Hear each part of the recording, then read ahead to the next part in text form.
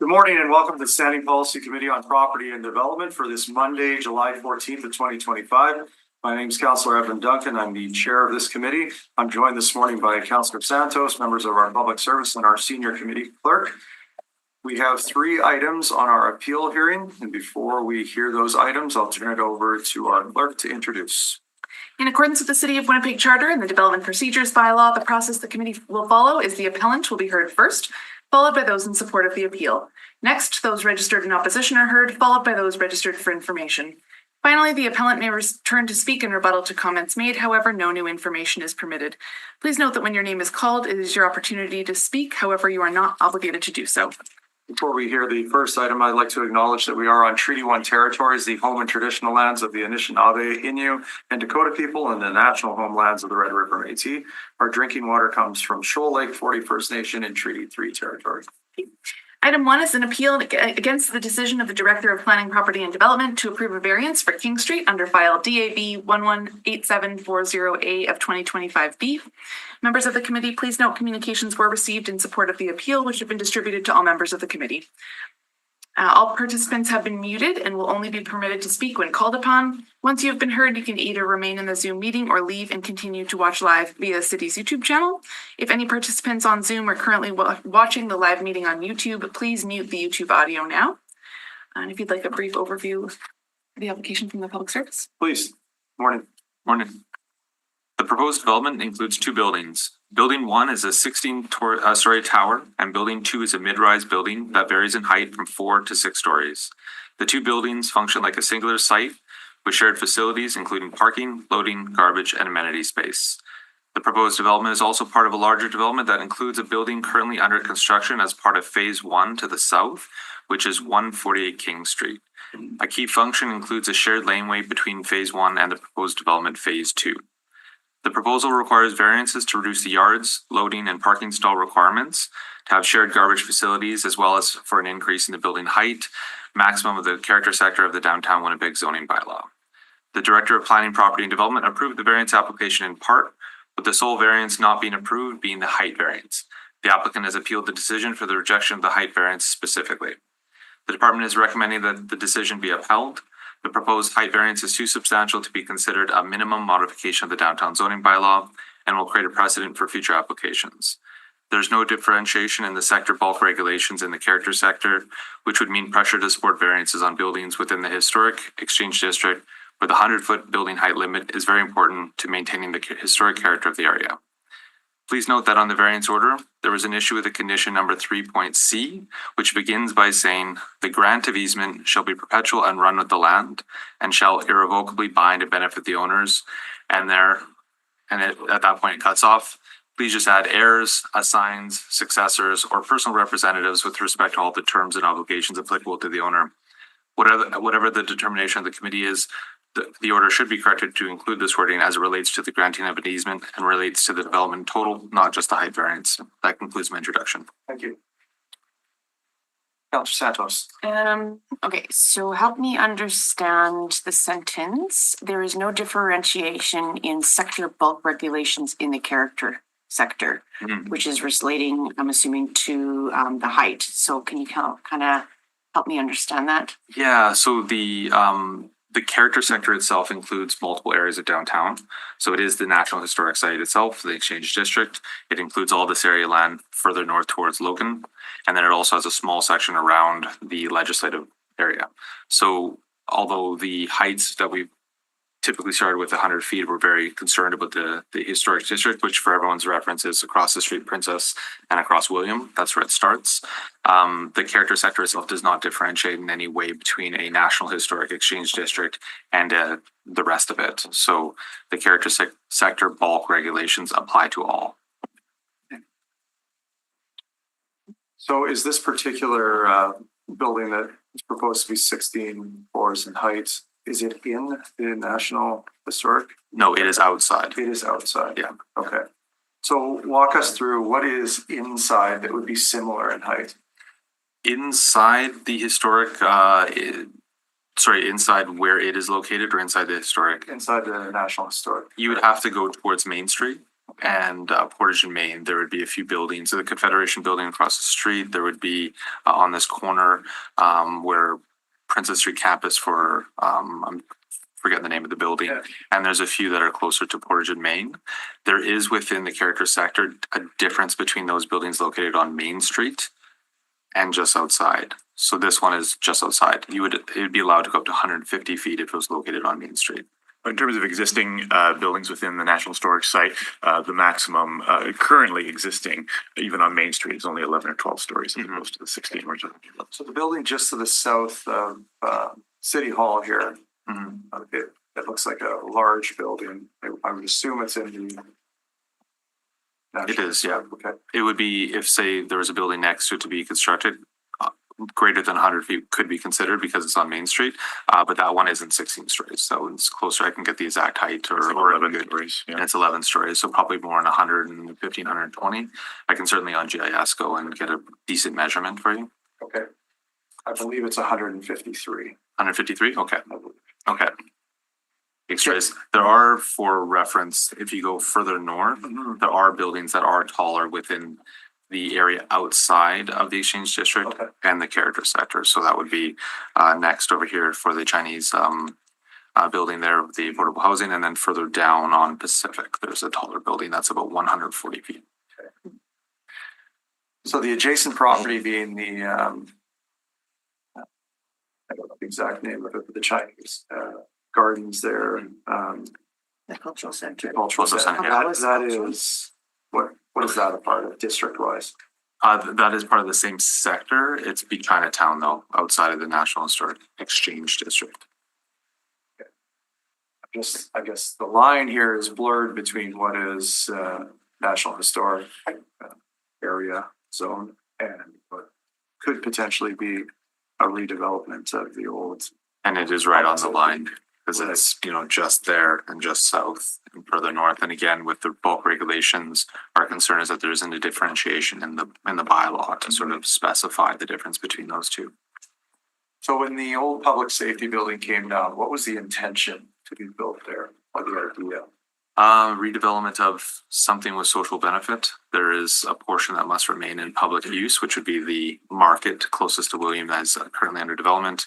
The building itself that we see across ourselves here under development, which has social benefit with space for not-for-profits as well as social housing. And then same thing there. It was envisioned that that site would be taller, but no specified height was put in there. But there would be some idea that it would be taller than it would sort of scale up, if you will, to the north. So currently what is being proposed when it comes to actually the units and the affordability in this potential 16-story building? What's being proposed? It's you want both separated between the two? Yeah, I There's- just yeah. want to know, should we uphold the decision of the director, what would potentially be some changes to the application? The changes, it'd be best to ask Sorry, the let's start with what is the current, Yeah. what does the current application state for housing and affordability? So phase one, let me just get here to the numbers. The 16-story tower would be 148 residential units. It is all residential. It has amenity space, but like there's no, there's a main floor commercial. Building 2 varies in height from 4 to 6 stories. And it would have 126 residential units, amenity space, a daycare, commercial office space, and there also is a structured parking that's shared within the middle and rooftop amenity space. Okay.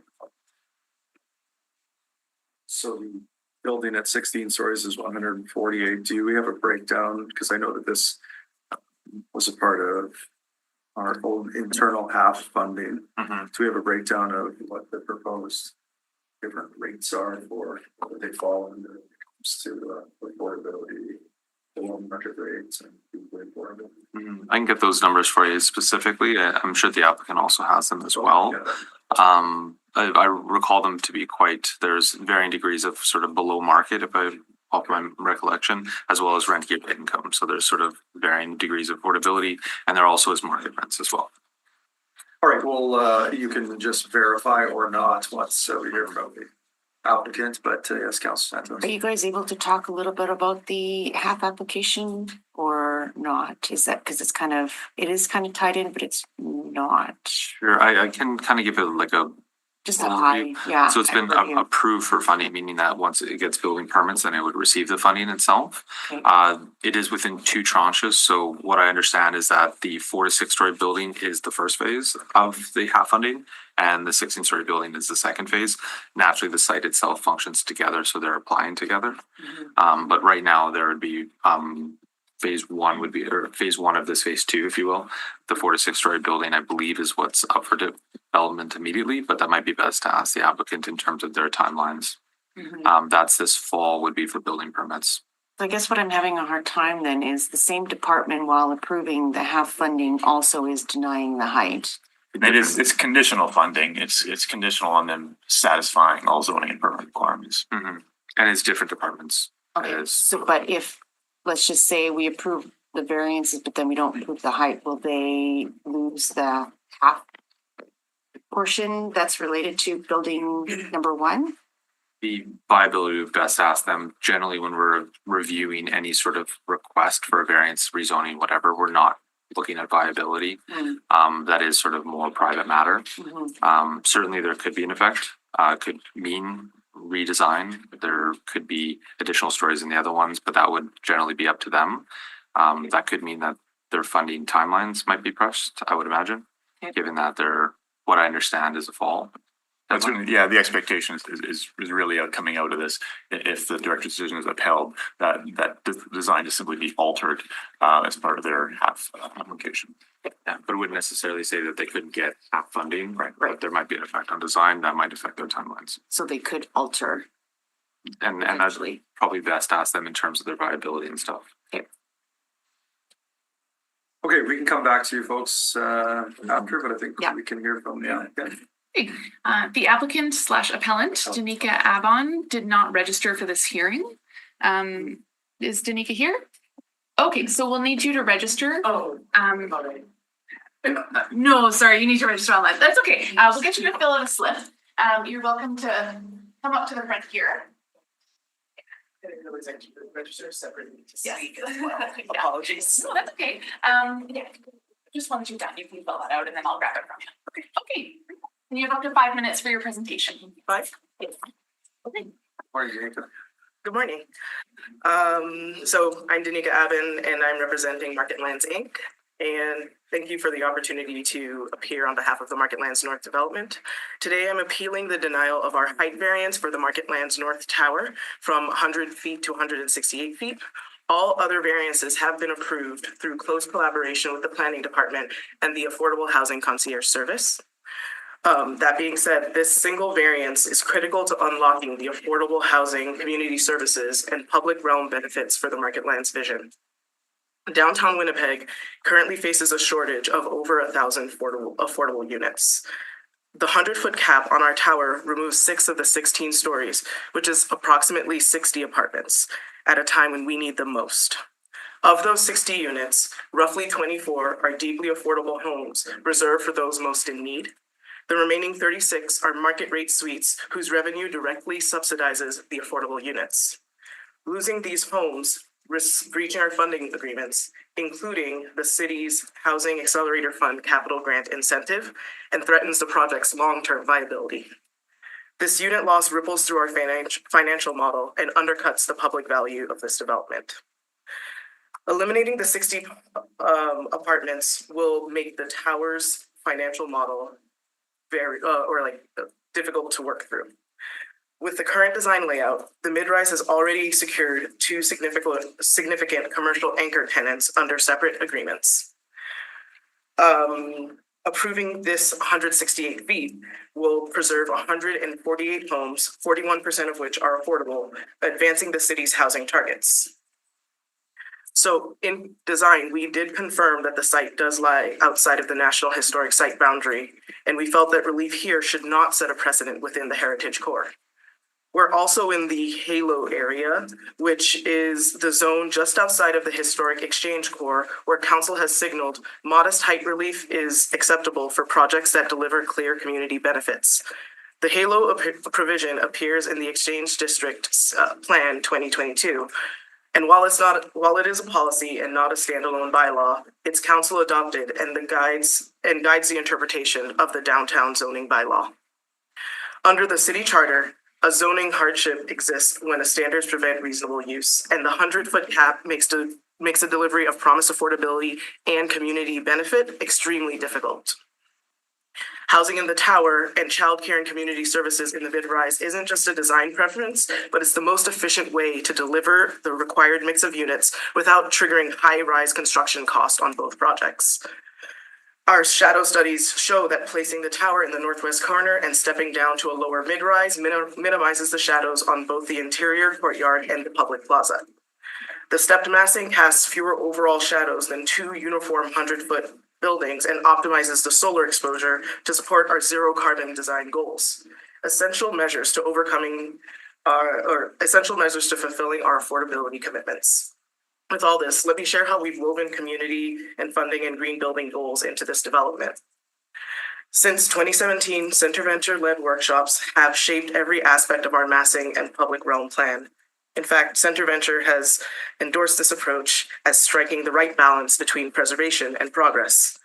The mid-rise will include a licensed nonprofit childcare center and a charitable office tenant, ensuring consistent community services and street-level activity.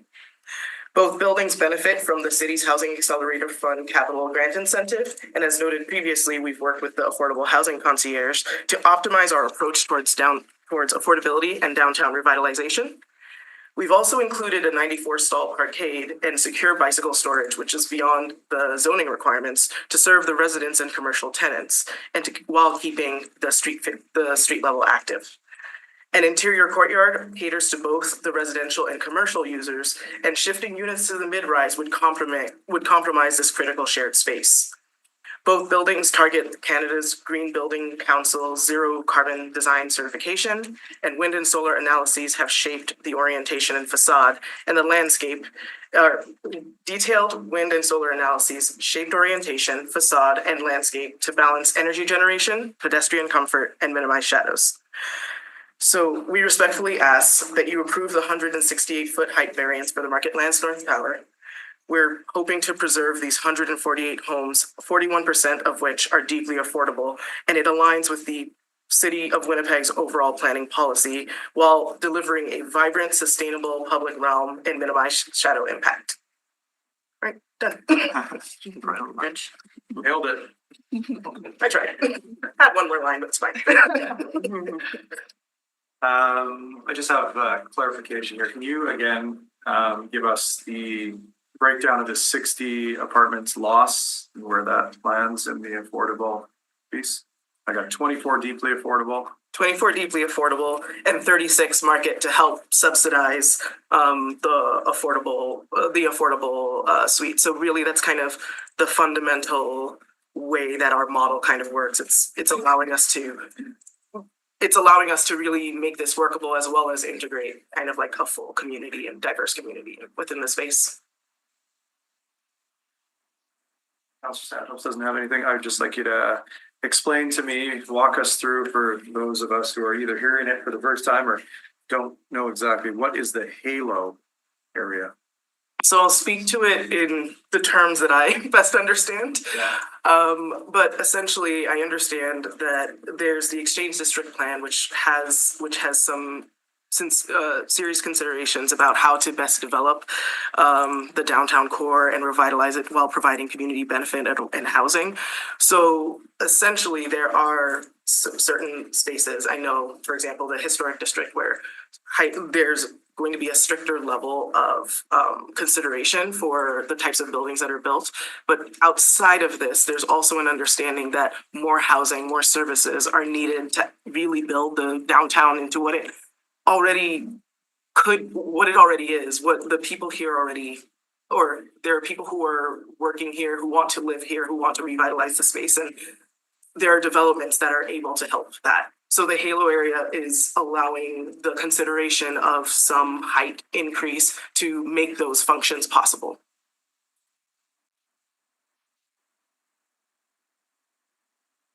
Do you have any comparisons of other jurisdictions across either Canada, North America, or stretch across the oceans where they have these exchange districts that may or may not have national historic designation that compare to this, where they have some developments that might not conform to exactly what it is that exists there, but have been built. I will admit, not immediately, but I imagine that I've got some subject matter experts with my design team and who might be able to speak to that a little bit further. Okay, that'd be helpful. Yeah. Yes, Councilor Santos. You had mentioned that you worked closely with Center Venture as well as some other stakeholders. Can you just talk about some of those conversations? And I think you had mentioned the height was already discussed at that time. Is that correct? So yes, so in terms of the height was discussed in basically the way that the site is laid out is we've got a kind of a long and wide mid-rise, and then we've got the tower that we're trying to really focus in on the housing. So by kind of doing that and by making a C-shaped building, we were able to create this interior courtyard that actually allows us to have some additional services. It allows us to not just have parkade on the roof, but also have like a green roof where we can have space for the childcare to be able to use, space for the office tenants to be able to use, and also space for the residents when it's not in use by the childcare center or by the office tenants. So, but then in addition to that, we were able to, in this C shape and really focusing that height, we were able to create a little bit of interior space that's going to be facing out into the Red River College kind of pedestrian walkway, just to add a little bit of, just to add some activation within the space. We're really trying to make pathways that guide people through the site and really kind of act as like a nice center of the city. So. Yeah. And then going back to the affordable housing and making it viable and that argument, the loss of the 60 apartments, wouldn't it just be say that you would take the 60 apartments at 24, I'm going to call it rent geared income, deeply affordable to 30, and then the 36, could you just move that into the model without like having those 6 stories there, just have it, if we were to just remove it entirely? we'll move it, but then add it to what's already there, what you could potentially build there. If you were to stay at the 100 feet cap, could you then not make those, deeply affordable? So the concern is again, it's the balance between, so if we move one, would be difficult for us to move it over to the mid-rise because those are essentially separate projects with separate finance structures, and it would end up adjusting the viability of both projects in a way. So like adding, if we're going to be adding the height to the mid-rise, it would actually then make it a high-rise, thereby triggering a very large sum within that one context. So the only choice we would really have is to kind of remove most of those units, and it would just be difficult for us to reallocate it without finding the money within the other project. And then the other issue is that this project is so solely focused on housing that adjusting the units within this, like it might be a little easier for us to adjust the units in the mid-rise, but we're on a tighter affordability space because this really is those market units that's helping to subsidize. So if we removed those units, it'd be more likely that we'd have to shift to more market units to actually make the pro forma work. Mm-hmm. And that also would then likely run into concerns that we would have with our own mandate as an organization, as well as the agreements that we've been trying to work through at all levels of government and with our private donors as well. Mm-hmm. Okay. So at any point in time when you were in discussion with the public service and remove your discussions with the HAF team, was it ever indicated that the 16 stories would be an issue? It was indicated that it was it was above the limited that we would need a variance. So there was a discussion about that potential of a variance. So we thought that it was critical for us to be able to really see the vision of the project to to work it through through the planning process and see what was possible for us. So was the communication from a policy standpoint of it's just too great of a variance to approve? Or was it a no, we don't think it's a good idea? Essentially, towards the end, it felt like it was too great of a variance for just a simple approval, and that's something that I can understand. But it wasn't. It didn't feel like it was it didn't feel like it was something that we couldn't potentially work through, at least here. So, yeah. Yeah. Was there any at point in time, was your discussion with the administration to find a happy medium, like 12 stories, 13 stories? Maybe just shave off the top three? Like, was it just 16 stories? That's it. No discussion, no debate. Like, is there not an opportunity to just do 13 stories, 12 stories? I think that there have been a lot of conversations. So I believe that there's been some conversation about the potential to adjust, but it would mean that we would have to rework some of our existing agreements based on the conversations that we've had with kind of funders. So like by the time we're submitting some of these things, by the time we're submitting the development application, just because of the requirements of like initial applications for most of these types of projects, we're pretty far along in the process. So for us to make those adjustments down from the 16 stories means that like even cutting a couple stories would be a little bit of a reset of both our financial viability and a little bit of the design as well. Okay. I have no other questions at this point in time. You'll have an opportunity to come back and rebut anything that you've heard without introducing any new information once we hear from everybody else. Thank you. Okay, so next in support of the appeal is Greg Hasiuk.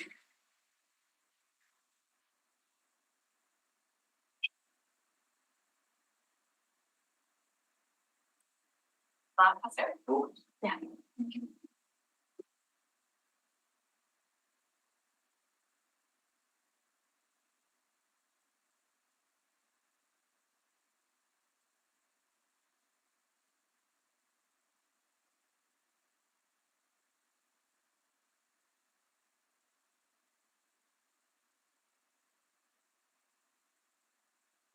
You have PowerPoint on here? Okay, maybe I'll use the PowerPoint instead.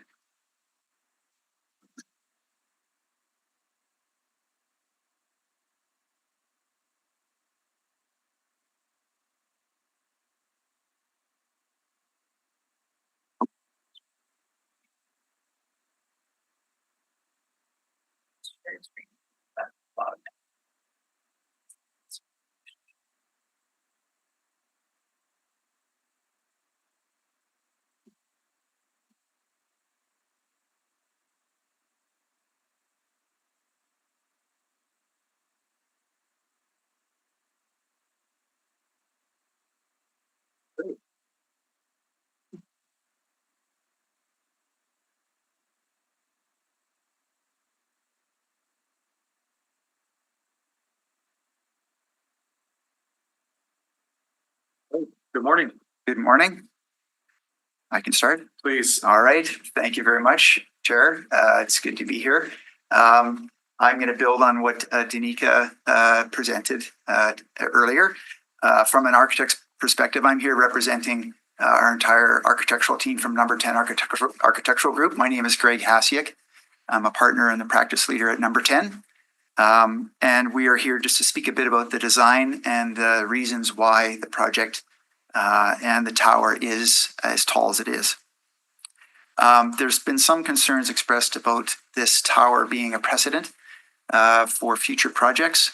I would argue that, and I'll show this later in my presentation, that the height precedent is all around the historic exchange district, and that this project in its entirety is going to be precedent setting as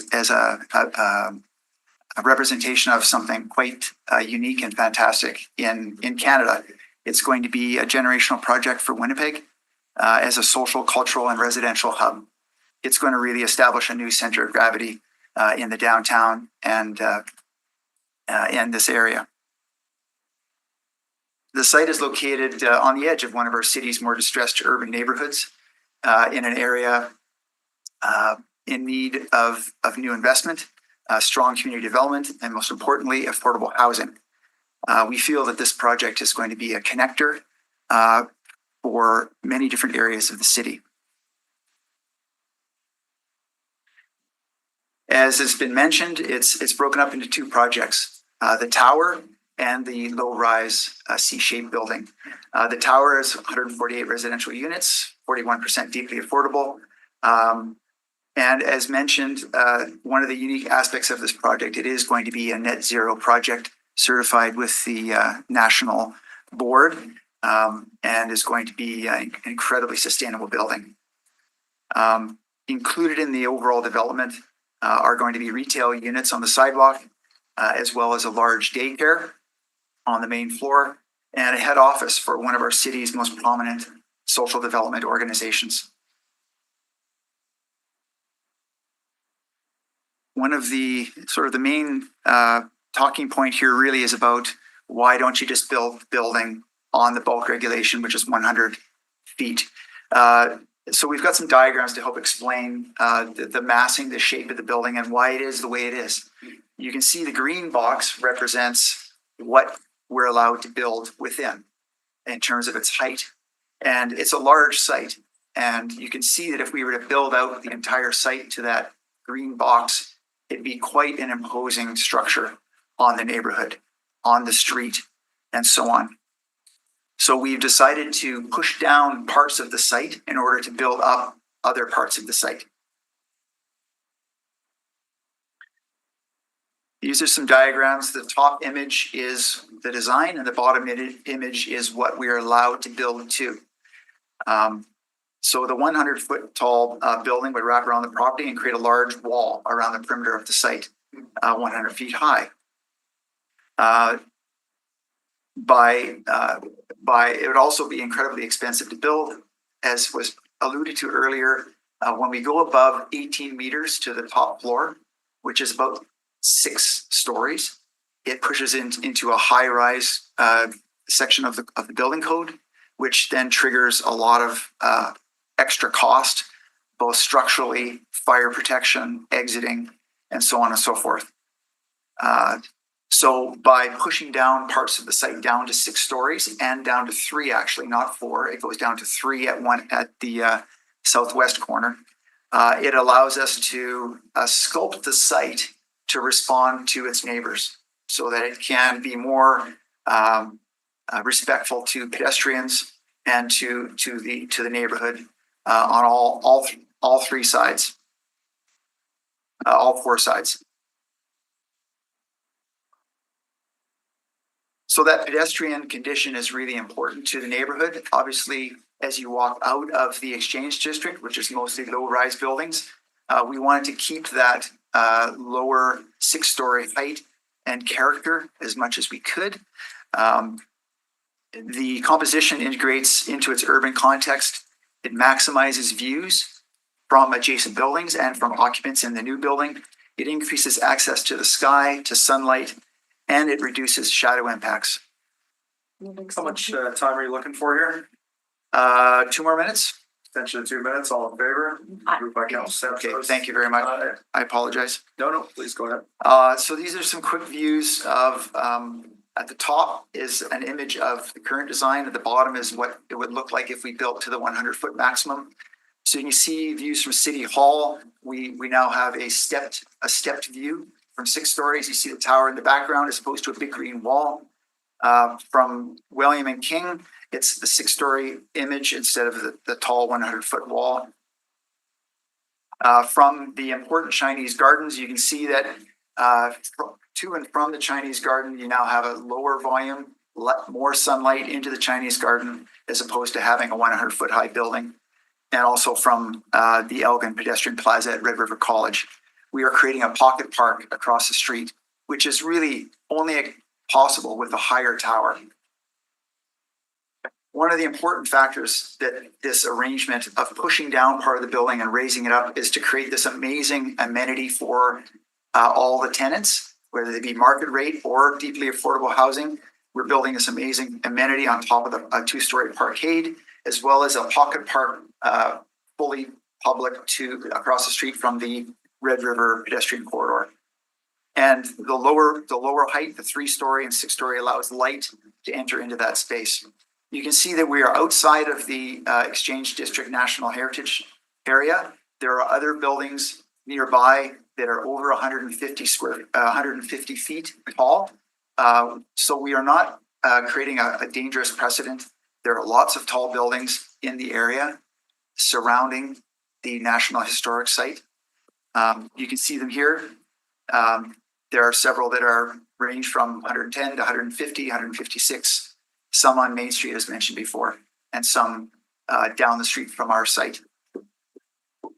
So in closing, by reducing the height of it is not feasible for us to move these units and plunk them onto the adjacent site. We would lose, I've got 70, it's between 60 and 70, depending on the planning of those homes from the top of the tower. Extension time, 1 minute. All in favor? Aye. Opposed? Carry on. And by allowing the height variance, the project will become a model for mixed-use development and renewal, sensitively integrated into its diverse urban neighborhood. Thank you very much. I apologize for going over time. Thank you. You were a bit rushed there. Could you flip back one slide and walk us through the surrounding neighborhood and what kind of context? One more. This one? Yes, please. Right. So as you can see, we're building in front of, so this, can you see my cursor here? Yeah. That is the building under construction with Marketland South. Okay. It is at 100 feet. Our building actually, because we raised the tower and lowered, we now allow more views and light opposite the Marketland South tower. So they're not going to be looking into another 100-foot building right behind it. And we want to create an animated laneway between the two buildings. You can see the Royal Bank, the Red River College Culinary Arts building, the Royal Bank building is 156 feet, which of course is directly adjacent to Old Market Square. And across the street, another 150-foot tower on Main Street. Down Princess, you can see the Chinese Cultural Center, and beyond at 151 feet, another residential tower just 2 blocks away.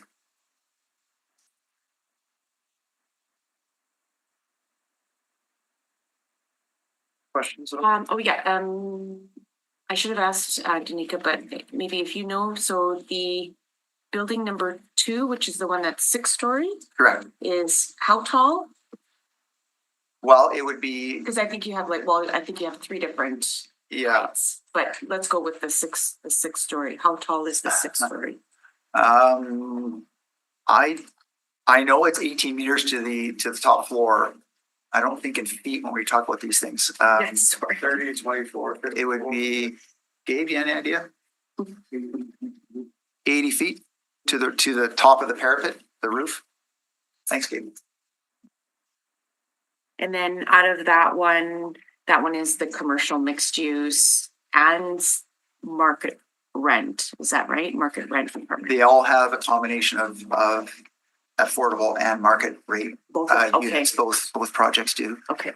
On the main floor of the lower rise, the C-shaped project is the large daycare, as well as 3 floors of this head office for the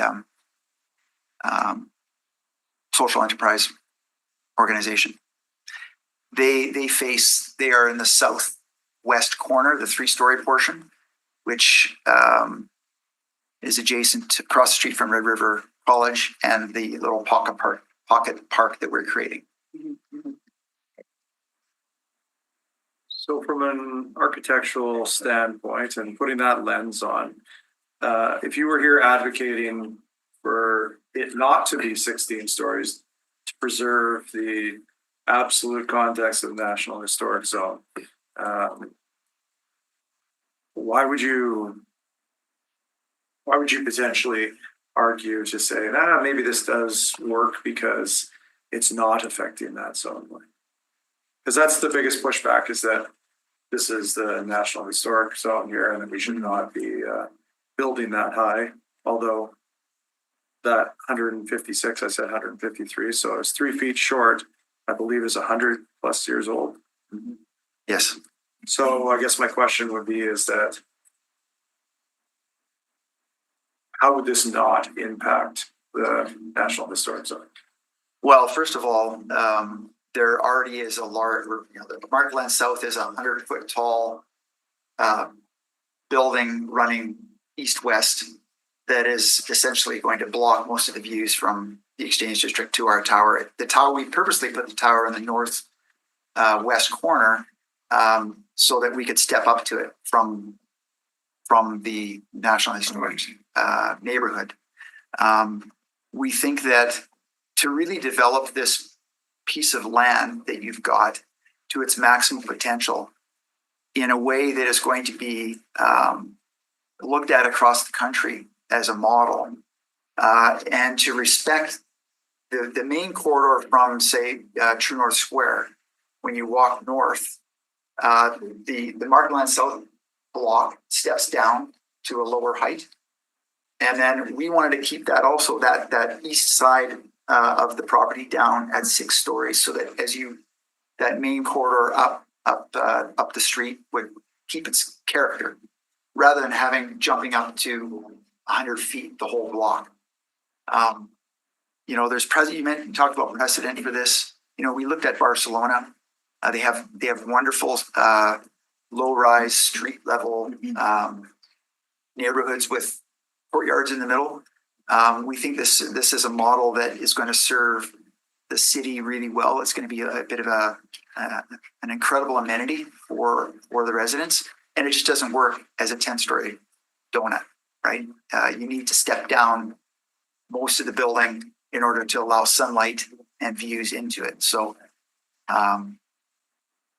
we think we put the tower in a spot that is going to have negligible impact to the Exchange District. In fact, it allows us to extend the character of the Exchange District further north.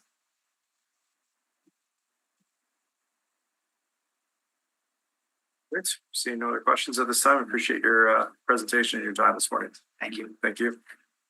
Okay, next is Gabe Dirksen in support of the appeal. Is Gabe here today? Yeah, you definitely want to convert to the comments of my colleagues. I just have one correction. I was asking. Come on up. Yeah, Come on, please.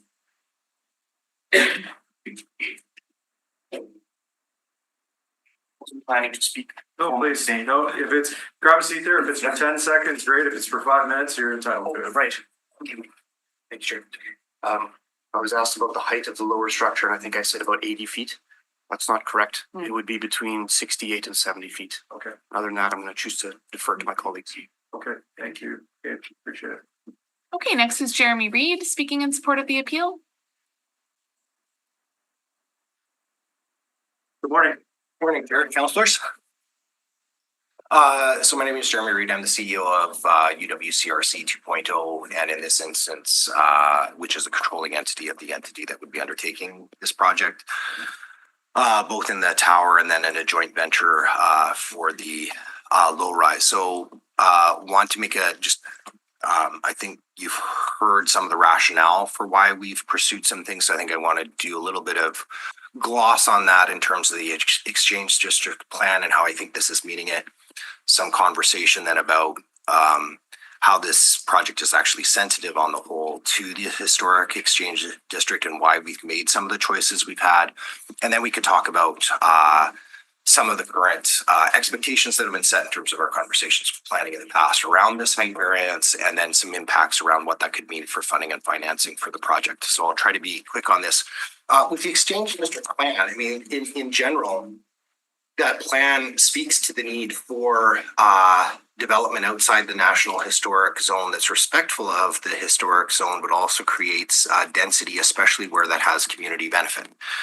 And community benefits in the plan, broadly speaking, I mean, it talks about the density bonusing and height variance in section 7 of that plan, which was adopted as a policy by the city, and recommends actually that there's a review of the characteristic or the character zone zoning bylaw to allow for greater height. So in some ways, this project is precedent setting, but it's ahead of a precedent that's already been anticipated in that plan.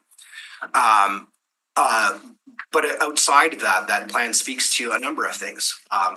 the need for sensitive builds are in the Halo district around the character zone. It speaks to the need for the creation as the density is being created of new green spaces.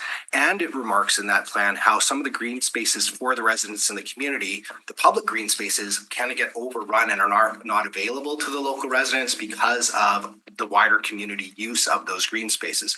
So we've done two things in this development. One is to create some more public green space, but also create some kind of semi-private green space that allows A, for safety of the kids in the daycare, but B, also some of that kind of protected green space that isn't just going to be widely used by the community, but in this dense development is available to those communities.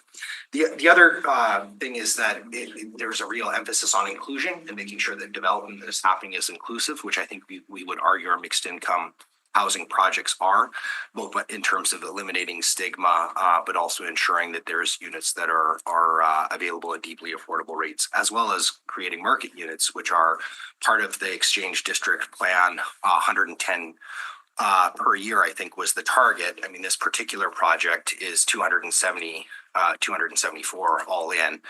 The project to the south is 95. If we were to lose those 60 units, you'd basically eliminating 54% of the annual target of units for the area in terms of creating density in the area. And also then contributing to the arts and other kind of social benefits. So I think both in terms of the current Marketland South project, that's occurring, but we're also thinking about a partnership with a significant nonprofit as well as the Y and the daycare for 70 plus child daycare. So I think on the whole, when you think about this development, and even the sensitivity to the historic Exchange District. So much of what lies around the building is 5- and 6-story buildings in the historic Exchange District. So by pushing down the height, actually, for most of the development site, we're actually trying to be very respectful of the character zone. And if you look at the finishes on the building, there's a lot of reference and homage to the Exchange District in terms of building materials, etc. The Exchange District Plan also identified the need to respond to the indigeneity, which I think this building also attempts to do. So I think the language in the plan was around reinterpretation of the historic Exchange District, and I think this plan and the design, I think Number 10's done an excellent job in providing us advice in doing that and trying to see the ways in which we can respond to the local historic Exchange District. We had as an organization the opportunity to travel to the International Social Housing Forum this past June. I was struck, it was in Dublin, Ireland. So I was struck while in downtown Dublin, which is mostly comprised of 5- and 6-story Victorian era structures, how they had integrated new development and respected the historic buildings both.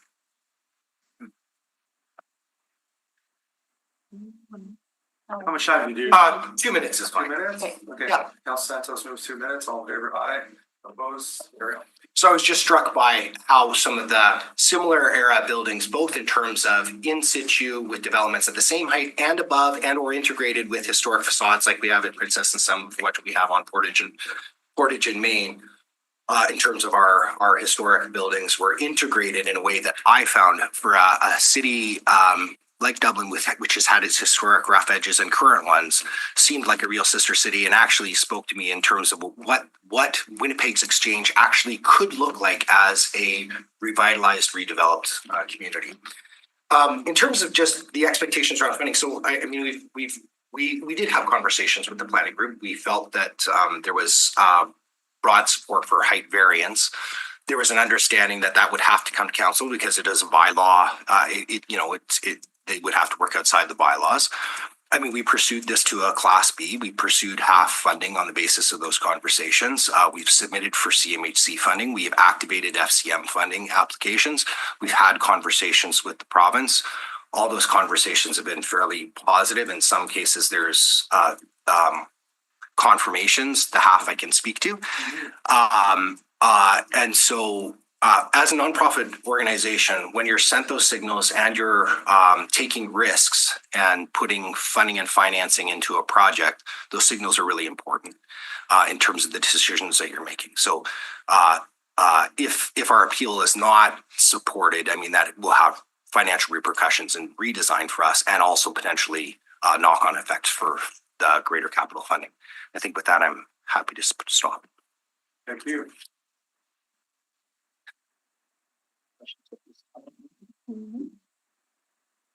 So, what would be your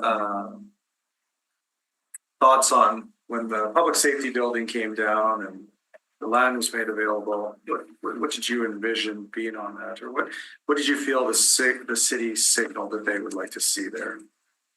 Well, I think probably best in some ways to refer back to Centre Ventures work. So there was a multi-year consultation broadly with the community. I think some of the things and themes consistent with what came out in the exchange plan, I think Centre Venture contributed to supporting that report.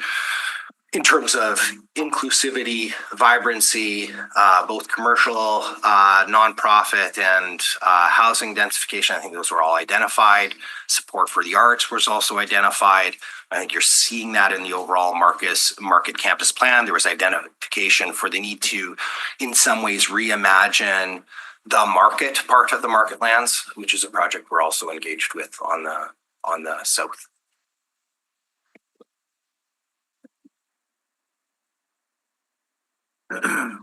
And then back to the number of units. So we heard from the appellant that 60 apartment units would be affected by this.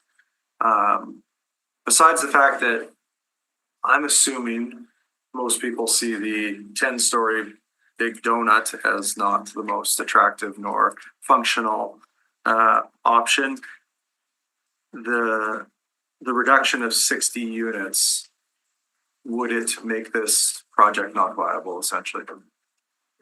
It would distress the project. It would create questions around the half funding that was already awarded. It would also mean a revision and delay to current funding applications that we have in front of CMHC and FCM. FCM last week said there's no more money for capital. This project is actually in for money there, so it beat that deadline. So I would have concerns about jeopardizing that funding in total, which would have serious implications for the development. So speaking to the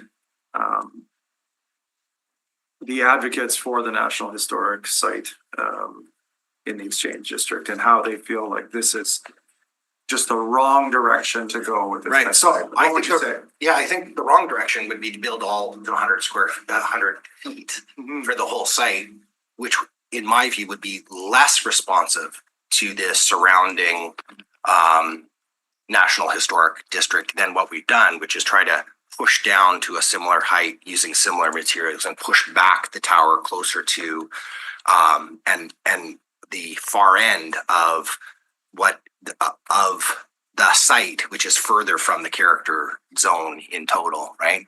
It's also respectful of developments that have already occurred with the Chinese Cultural Center, whereas, so there's the Exchange District, but also our neighbors to the north as well, in terms of what it could mean for the shadowing of the Chinese Cultural Center. I think there would be significant resistance to us going higher at that corner, which would then impact the overall, like how you look at the site. I think, what we've shown in terms of the shadow study is there's kind of minimal impact for the rest of the neighborhood by placing the tower where we've placed it. That wasn't by accident. Like, there was a lot of consideration of, if you had to kind of be responsive to a lower height in some areas of the building, where best would you increase density and height? And I think those are some of the trade-offs. I don't think you're ever going to have a development that's going to be perfect fit in that regard, but try to meet as many objectives that have been articulated for the area as possible. And I think we've done that. I have no other questions. See no other questions at this time. Thank you very much for your presentation this time. Okay, next to be heard in support of the appeal is Rochelle Squires, who's joining us in person today.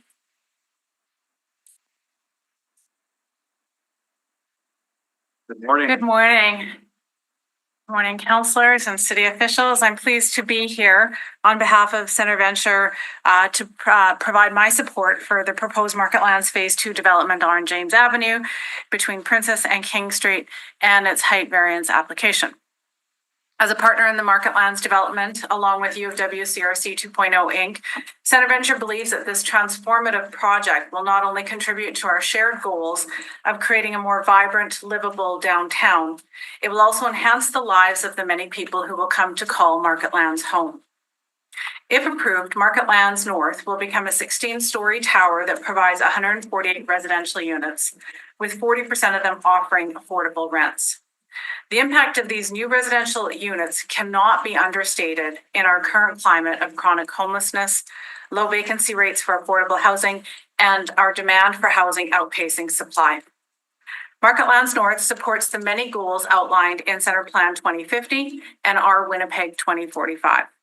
It would lead to greater density in the downtown, help create housing units on a parcel of land that once held a parking lot, create an amenity-rich urban environment, and build a more livable, walkable, enjoyable downtown. Further, the creation of much-needed childcare center and the potential relocation of a major charitable foundation alongside an active ground-level community space will enhance the pedestrian experience and contribute positively to the urban fabric of our downtown. It is important to note that this project, while located outside of the National Historic District, does seek a height variance. At Center Venture, we appreciate and support the goals of maintaining and preserving the character of views and vistas in the heritage area, as well as minimizing the restrictions and adverse effects taller buildings can create. However, this project has undertaken shadow studies, which we've heard about, and the configuration of the tower in the northwest corner of the property will minimize those impacts. This creates a better scenario than the alternative solution of raising the adjacent property to its allowable 100-foot limit while lowering the Marketlands North Tower to 100 feet, which would create greater impediments to views and vistas. Configuring the project to house one tower and one shorter building on the adjacent parcel offers the best option of preserving the integrity of the neighborhood while creating vibrancy and density. In closing, Marketlands North represents a strategic investment in downtown Winnipeg's future. It balances preservation and progress and aligns with our shared goals of creating a sustainable, inclusive, and economically resilient urban core. I thank you for your consideration, and I respectfully ask you to approve this height variance. I just have one question. How often do we see these types of opportunities for some density and development in the downtown area? So the Marketlands project created a once in 100-year opportunity for Winnipeg to create a brand new project on what could, for all intents and purposes, be almost called a greenfield. It closely resembles greenfield. We had a blank canvas after the demolition of the former building, and it provided an opportunity for revitalization and renewal with a brand new build that is of this magnitude. And I know there have been conversations prior about the consultation, and I apologize, I didn't bring that What We Heard document from the public consultation that happened 5 years ago on what the public wanted to see on this new space. And I'll be happy to provide you that later this afternoon when I get back to my office. I'll email you a copy of that What We Heard. But it is definitely in keeping with what the public consultation had provided in terms of creating a very livable, walkable, safe, and enjoyable downtown with rich amenities and services for the public. You'll see the public markets, which is in keeping with historic use of the property, as well as childcare spaces, that charitable organization, other amenities that will serve the broader public at large. Yeah, and I don't get the sense that anyone here today so far is opposed to any of the amenities. It's the height that's brought up the discussion and the appeal here. But I'm still wondering if this is just based on policy that it just couldn't be approved by the public service, and that all in all, it is a good idea. So I appreciate your time this morning. I see no other questions at this point in time. Thank you very much. Thank you. That's the last person registered in support of the appeal. Is there anyone else in the gallery wishing to speak in support of this appeal? Okay, we'll move on to opposition. So in opposition is Cindy Tugwell. And Cindy's joining us in person today. Good morning. Good morning, councillors. Wow, that was a lot to take in. So I'll give you the perspective of the heritage community. I was involved in the Market Lands discussions years ago, and there was a lot of people very sad to see the public safety building come down as one of the premier brutalist modernist buildings in the Exchange District. The vision wasn't determined as far as what the design would be. There was no public input. This is why these variances are very important, because it gives people an opportunity to speak to this that normally wouldn't. I wanted to address the National Historic Site. So the National Historic Site designation was given by the federal government in 1997 based on turn of the 20th century buildings. The reason that this area was not given the designation, it was a 1968 modernist building. At that time, not designated. It would have been probably had it not been demolished, but that is the reason that it was jogged out. So when we talk about a National Historic Site, it was because it didn't meet that criteria of turn of the 20th century, but we still felt it was part of the core of the West Exchange. It is in a very visible site, and the building examples that were given today by number 10 are all Main Street buildings. And we know Main Street buildings in any historic city are always built up. And moreover, they're all existing buildings. I can't speak to Chinatown. Not a big fan of the larger towers, but there were no restrictions at the time when they were built. We don't believe two wrongs make a right. We understand that from the discussions from the Market Lands years ago that something would be put on the site sensitively. And I concur with the Director of Property Planning and Development that 100-foot marker should be met. We just engaged in two major development projects on James Avenue and on Princess, and both were highly rigorous discussions, and they were given 109 feet. And I believe the one at 127 Bannatyne 2 years ago was given 110 feet. And again, rigorous public discussion about why this height is really important. And so we're here today to say the National Historic Site visually doesn't stop. There is no boundary that people can see when there's a sight line to say we're not in a National Historic Site anymore. And I believe it would have been part of it had that building not been taken down, specifically because we have such an amazing collection with the Manitoba Museum and the City Hall. So I applaud the developers. I think that this is a great use. We need density. We need residential. I think that sympathetic is the word we want to use today, that there has to be a compromise. And I think that your own public service department has concerns about this tower. You aren't able to explain to the public once it's built all these concerns today with details. You may hear for decades to come that this may not be a cutting edge project. I did go to Barcelona in October of 2024 and Madrid and Lisbon, and none of their new development. All the buildings we're talking about with the massive courtyards are all historic buildings that have all been preserved. They're not new builds. The new builds are not in historic districts. They're all in the business district, as opposed to right in the middle of the core, unless there's examples they can show me. I was in awe of how the sight lines, you didn't have to compete with the large glass modernist towers with beautiful heritage buildings, but are on a much larger scale. Their heritage buildings are much, much larger. But it's a hub for everyone to come to. And I think a lot of people want to respect this land. It was donated, part of it, by the Ross family. To be part of Winnipeggers and to enjoy. And I think that when you look at the design, I respect the complexity of the project and the sight lines and all of this, but I think what the average Winnipegger is going to see is a large tower that was allowed, and you are going to be competing. This is the first major development in the Exchange that's not utilizing a heritage building. As Centre Venture had mentioned, in over 100 years. So all eyes are watching. This is very precedent setting. And I understand about density, understand about housing. and all of the great things that are going to happen, but I think the heritage community deserves respect, and you have to justify why this development now should get it and maybe another development shouldn't. And in my perspective, and on behalf of the community, the heritage community, we would like to see that guideline respected. And if in fact there is a variance, I know there were other buildings that got 100, and as I said, 109 and 110 feet. But visually, it is absolutely part of the National Historic Site. Thank you. I have a question here.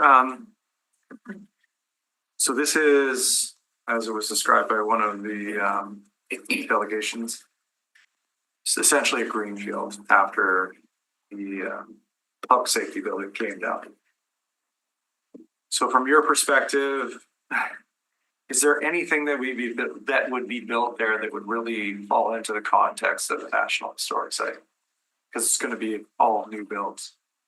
I think as mentioned earlier, the massing and the design, being a sympathetic design and height are key to all of this. To show people that this is a historic site that we respect. I don't know by looking at the visuals, what the design, how that's sympathetic, I really don't. I think the design is equally as important as I had mentioned about the height. We don't have any say in that. But visually, not pleasing. Absolutely. And I'm speaking on behalf of the heritage community for that. Yeah, right.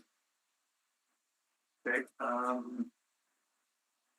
So on the flip side, if the 16 stories were not allowed and they would go to what they've described as this donut shaped 10-story block, if that would have come forward, well, from the historic standpoint, you would have come in delegation and said what? Well, I find it perplexing because they deal with the planning department for quite a long time, as you all know, before the design and as the renderings are done. And I think there was, from my understanding with the design, that they already had their mind made up that that was going to be a 168-foot tower when the design was done. We have a very innovative city with architects, and I think there could have been a better design anticipated to stay within that marker, as opposed to pleading now that it's going to cause problems with the existing tower, with the expectations that was done a long time ago that nobody had any input in, but certainly the public service did. And I guess just thinking of the build that's currently going on, I signal behind us, literally right behind us here, from a historic standpoint, does it meet any of the qualifications there? I mean, it looks like a cement structure that's going to steel and cement that's going to accommodate a little bit of everything, but what are your thoughts? Well, I'm very biased because I'm very sad, and probably one of the only that is very sad we lost that beautiful modernist building that could have been a public building. And I know we need housing, but I don't think it's at all costs. And I think that that building would have offered a lot more public space as opposed to identifying just the people who live there. Even if it is public space, it prohibits. And I think people have trepidation about using space where there's a lot of residential suites around it. I don't really have any case to give you, but it wouldn't be as inviting as it had been more public space on lower levels as opposed to just housing.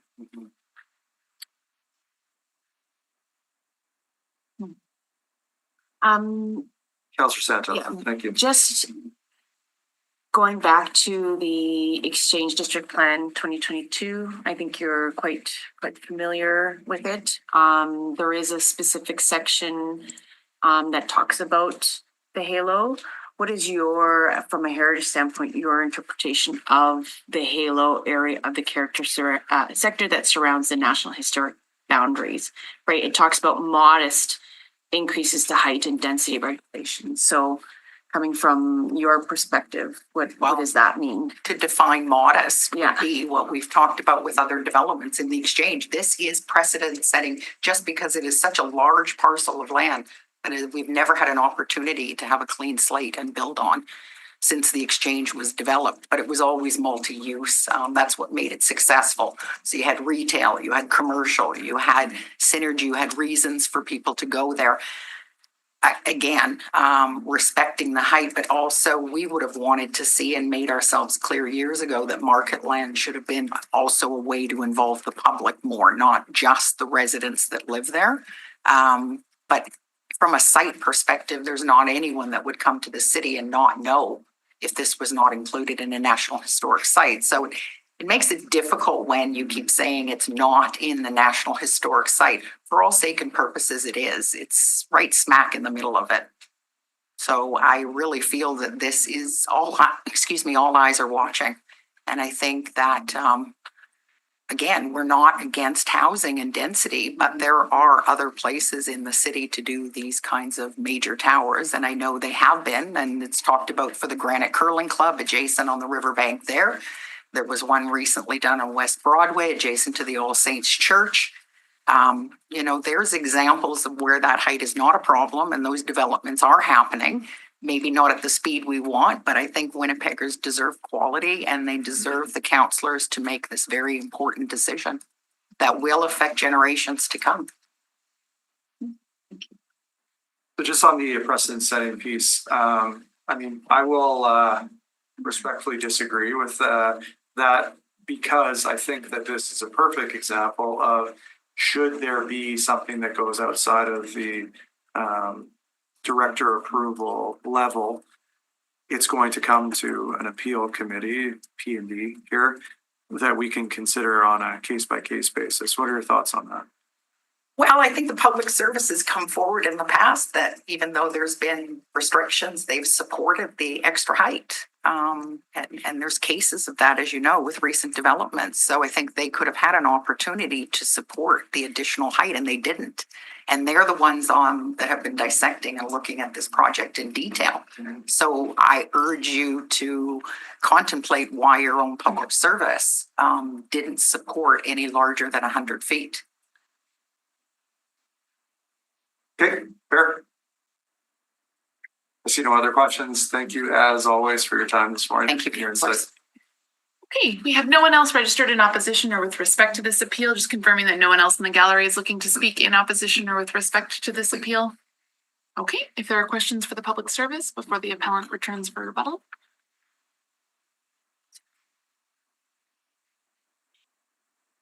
So let's go back to the height.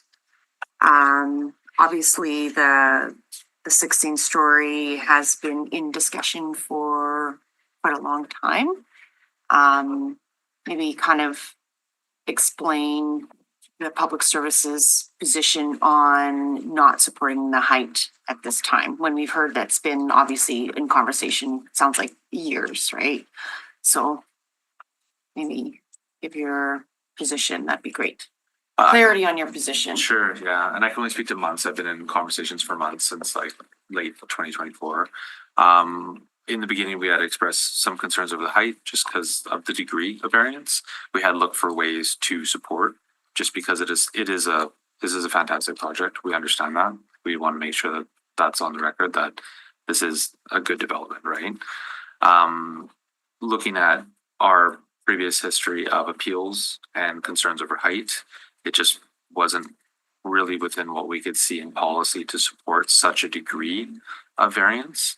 And if looking at the support for James or Bannatyne, that support came out of previous appeals, specifically 127 Bannatyne, where the appeal committee felt like some minor height variation could be permitted. And therefore, based upon those decisions, we did support those heights because they were within a very minor amount.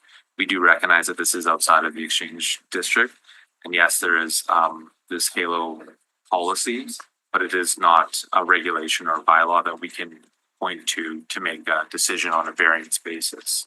It would be something that we've talked about in Center Plan 2050 to maybe consider when making changes to bylaws, not on a case-by-case basis.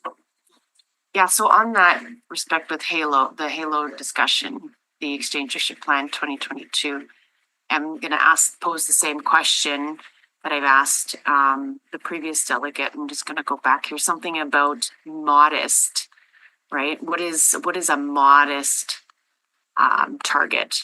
I can't remember the language here. just scrolling up here.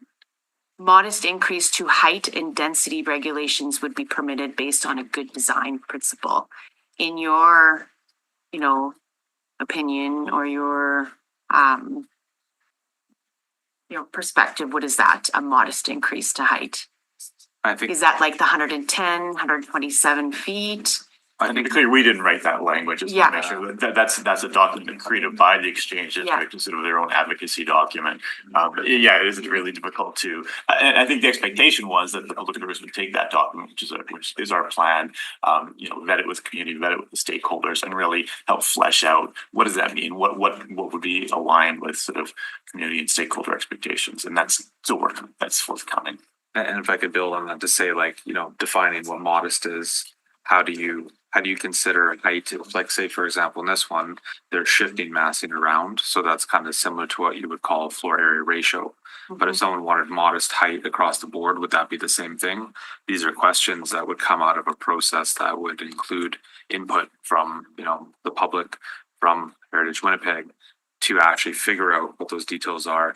And as an example of why we couldn't use that policy, it says density regulation. Well, there is no density minimum or maximum downtown. So there's just, it's a concept, it's an idea, but it most certainly isn't policy or something we can point towards. And then back to what Curtis has said, that requires input from key stakeholders to determine what defines modest and how do you evaluate that. And to point out too that it does speak to social benefit, that there would be an exchange in that modest increase in height. You want to make a comment on, I thought, interesting information on the public safety building did not meet the historic designation because it wasn't included in the turn of the century historic site designation. I think this would be outside of my commentary. I don't like brutalist architecture personally, so I mean, I'd be maybe a little bit biased against it, but for whatever reason, it wasn't deemed to be a historic site or heritage. I could appreciate though the National Historic Site itself speaks to turn of the century, specific buildings of that era, and that clearly was outside. So I could appreciate why they notched it in the way, Especially in 1997. A lot of those buildings were only 30 years old. Yeah. So nobody was really thinking about considering those as heritage at the time. Now we're in 2025 and represented as 2020. But I think there was some issues with the building. There's reasons it probably wasn't going to be designated if it couldn't be saved. But I'll leave it at that. And I think that's what it came down to, if I do recall the story on the public safety building, was I just think it's interesting that we're arguing about, or not arguing, discussing, debating a site that was never deemed a historic site to begin with. No, and it wasn't. So really, we're talking about the remainder of a land that some described as greenfield today, whether that is historic site or not. Yeah, and I think it is, you could look at it both ways. There's a bit of fluidity towards the warehousing type buildings, and they are scattered when you go a little bit further north, but they most certainly aren't in the concentration. Wasn't an easy analysis. For sure. And also interesting that this development does not utilize an existing heritage building. As we can see, it's blank slate from behind you there. Okay, I have no other questions for the voting service at this time. So the applicant is entitled to speak in rebuttal to comments made, but no new information is permitted. So Danica, if you'd like to speak in rebuttal to what you heard, you have up to 5 minutes. I'll just make a couple notes. Please. So I think that in the conversation, the community benefit has been demonstrated in terms of discussing the housing, all of the commercial units. I want to think a little bit more about that clean slate and kind of what that means in terms of the context of what we're trying to do. If, like, as it was noted, the south building is stepped down. It's at that height limit already. So I still feel that it's forming essentially a barrier. We're also talking about this northwest corner. If we're talking about a modest height variance, it needs to be contextualized within the rest of the site, which is one of the reasons why everything was pushed down for that stepped approach. It's in that far corner because contextually there are other buildings that are relatively close to that. So it wasn't the consideration of the height was within the context of the other buildings that are also within that space. The examples that were noted in the rebuttal were in the historic district. So again, we are outside of that line, we're outside of that boundary, and we're trying to push it in this as far away as possible to really allow for this transformation. It's a meeting of the old and the new. It's not trying to replace or trying to go against what is already there. It's really just we're really working on an enhancement and considering the history of the city as well as considering its future. And I hope that we've been able to kind of show that. I do also want to note that in planning, within the planning review, it's also reviewed by UDEC. It's reviewed by zoning. It's reviewed by the city departments. And this, like in terms of materiality, in terms of looking at the context, these are also in consideration. I do feel that number 10 did a strong job in creating something that was contextual and also quality housing and quality amenities. So I do want to be clear about what we are trying to add to the space and really trying to note that we have been considerate and really trying to contextualize this development. So yeah.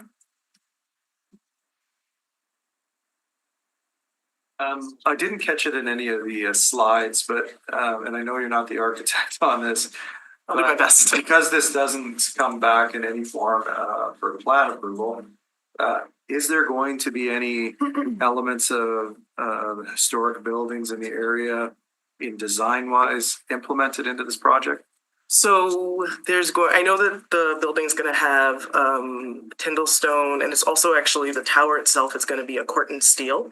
So that way the finish of the building itself can patina and fit within the context of the other kind of older heritage buildings that have this kind of feel to it. So again, that's what the tower has, and then there's also going to be some additional Corten steel elements that are going to be throughout, and then the material of the building itself is going to be Tyndall stone and it's going to be stucco, but the materiality of the mid-rise is actually still going to be Manitoba stone. It's going to be fitting within the context of our city.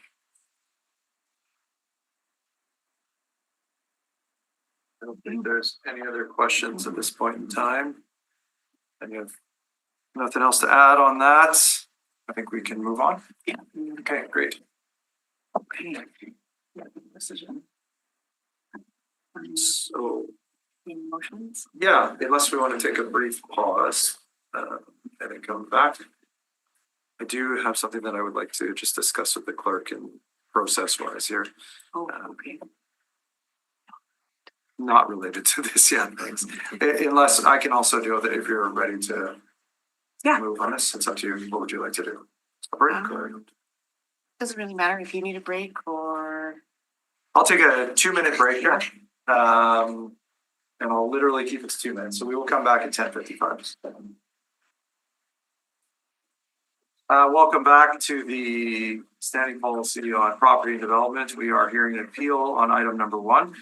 I do believe we have motions to be made at this point in time. I move that the report of the Winnipeg Public Service be taken as read. All in favor? Aye. I move that the receipt of public representations be concluded. All in favor? Aye. I move that in accordance with subsection 247 sub 3 of the City of Winnipeg Charter, the variance is consistent with Plan Winnipeg and any applicable secondary plan. Does not create a substantial adverse effect on the amenities, use, safety, and convenience of the adjoining property and adjacent area, including an area separated from the property by a street or waterway. Is a minimum modification of a zoning bylaw required to relieve the injurious effect of the zoning bylaw on the applicant's property, and is compatible with the area in which the property to be affected is situated. Supporting reasons? Supporting reasons. So I don't take this position very lightly. As the area councillor, I have been a very big proponent of height within the exchange district. However, we are in a state of, lack of housing, especially affordable housing, rent geared to income housing. And I want to understand, developers are needing to make their model financially viable. And we've heard quite loud and clear that when they were under the impression of doing the 16 stories, they started applying for all the different grants. And I want to be, sensitive to that.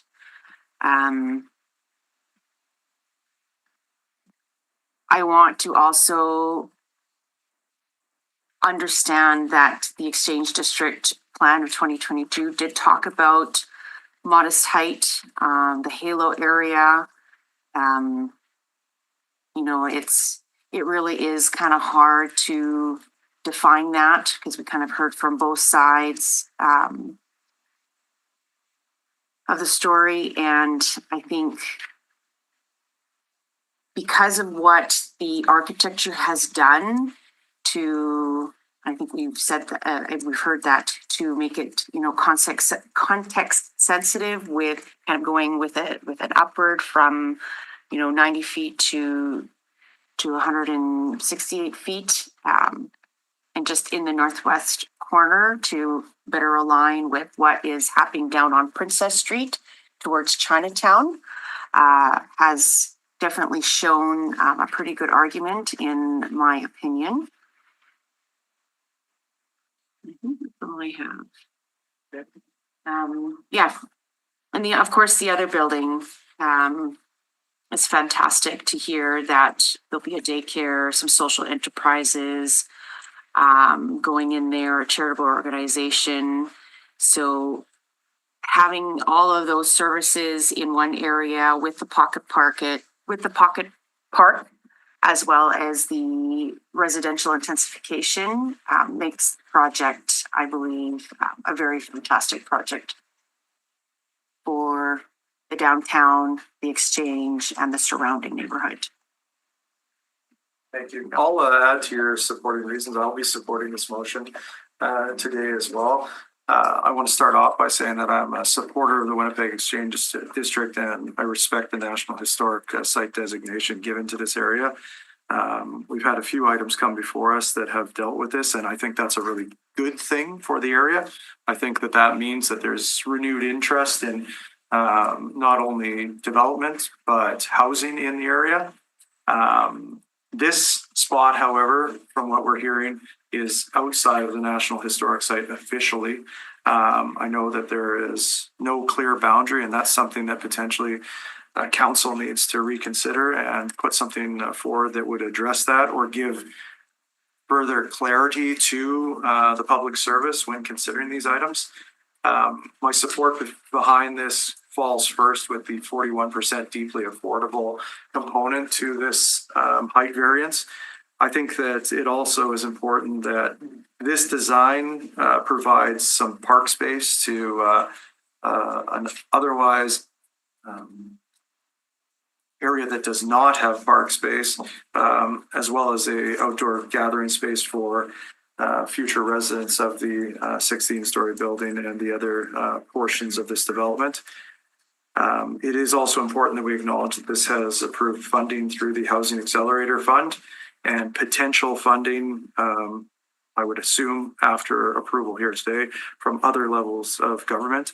I thought it was also poignant that it was pointed out this creates inclusivity.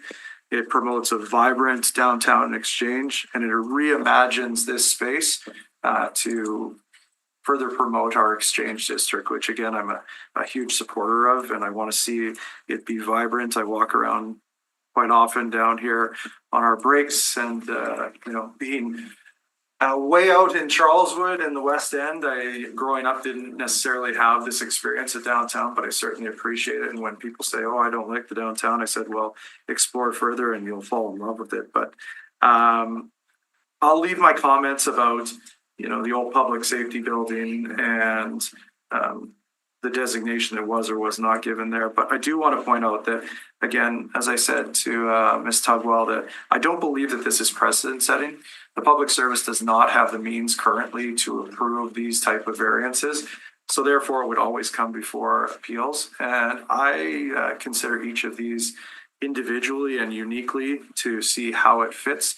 I do think that it is important that this is not utilizing an existing heritage building and has been described as a greenfield site. And I think that that's important to consider, that we continue to provide these opportunities for essentially infill greenfield opportunities in our downtown to make sure that our downtown thrives and gets back up on its feet. So those are my supporting reasons to Councillor Santos's motion. We'll call the question on that. All in favor? Aye. Opposed? That is carried. Councillor Santos. I move that the appeal be allowed. Okay. And what does that say? What's that? Well, it says that the appeal be allowed. Allowed in part, denied, and the decision of the director be concurred in or not concurred in. And the decision of the Director of Planning, Property and Development not be concurred in. Okay. And would you like to grant, is the intention, Councillor, just so I'm clear, to grant everything that the director had granted, but also grant the height variance? Correct, yes. Okay.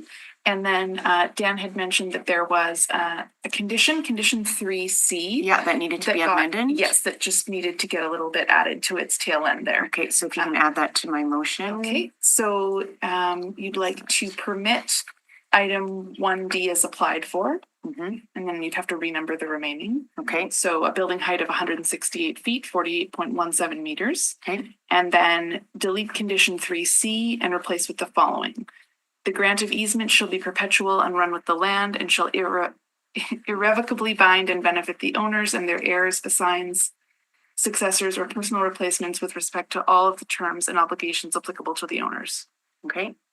That makes sense? Yeah. Okay. Yes, okay. So you're going to allow the appeal and you could concur in the decision of the director with those amendments listed. So submitting 1D and then changing condition 3C. Yeah. Okay. That's correct. Yeah. So Councillor Santos is signaling she's in concurrence with what the clerk is describing, and I'll call the question on that. All in favor? Aye.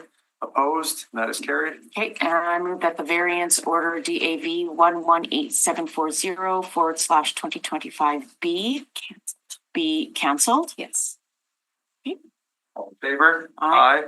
Opposed? That is also carried. And I move that the public hearing with respect to this appeal be concluded. All in favor? Aye. Aye. Opposed? And that is carried. Please note that the committee has made a final decision on this matter, which is not subject to further appeal. Thank you. All right, I apologize. We'll take a quick break here for those of you that need a health break. We'll be back in 5 minutes as we reset for item number 2, which is the appeals of City of Winnipeg bylaw 4555/87-100 Berlin Street. Thank you.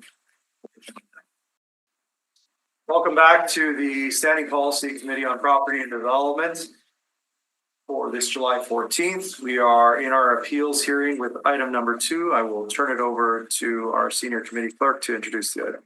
Item 2 is an appeal under the City of Winnipeg Building Bylaw number 4555 of 87 at 100 Berlin Street. The process the committee will follow is the appellant will be heard first, followed by those in support of the appeal, those registered in opposition, and those registered for information. The appellant may return to speak in rebuttal to comments made. However, no new information is permitted. If you'd like a brief overview from the public service. Please. Good morning and thank you, Mr. Chair and members. Kelly Habichuk from PP&D, along with some of my colleagues here. On May 21st of this year, we issued a compliance order to mitigate unsafe conditions and obtain permits to the owner of 100 Berlin Street. And the owner, through their legal counsel, has filed the appeal that is before you today. For background, this property was the scene of a fire on February 18th, 2025. In the course of fighting that fire, the Winnipeg Fire Paramedic Service determined the structure was significantly compromised and, if left standing, would pose a threat to life and property. As a result, the structure was demolished at the time of the fire under the provisions of the Fires Prevention and Emergency Response Act, which is a piece of Manitoba legislation, provincial legislation. The immediate action demolition by WFPS left a rubble pile of building debris on the property. The following day, the Planning Property Development Unsafe Conditions Response Team attended the scene and began their work to contact the owner, who was identified, and emails were exchanged on February 19th. Included there was a fire damage report that instructed the owner to obtain the demolition permit with a deadline of March 11th.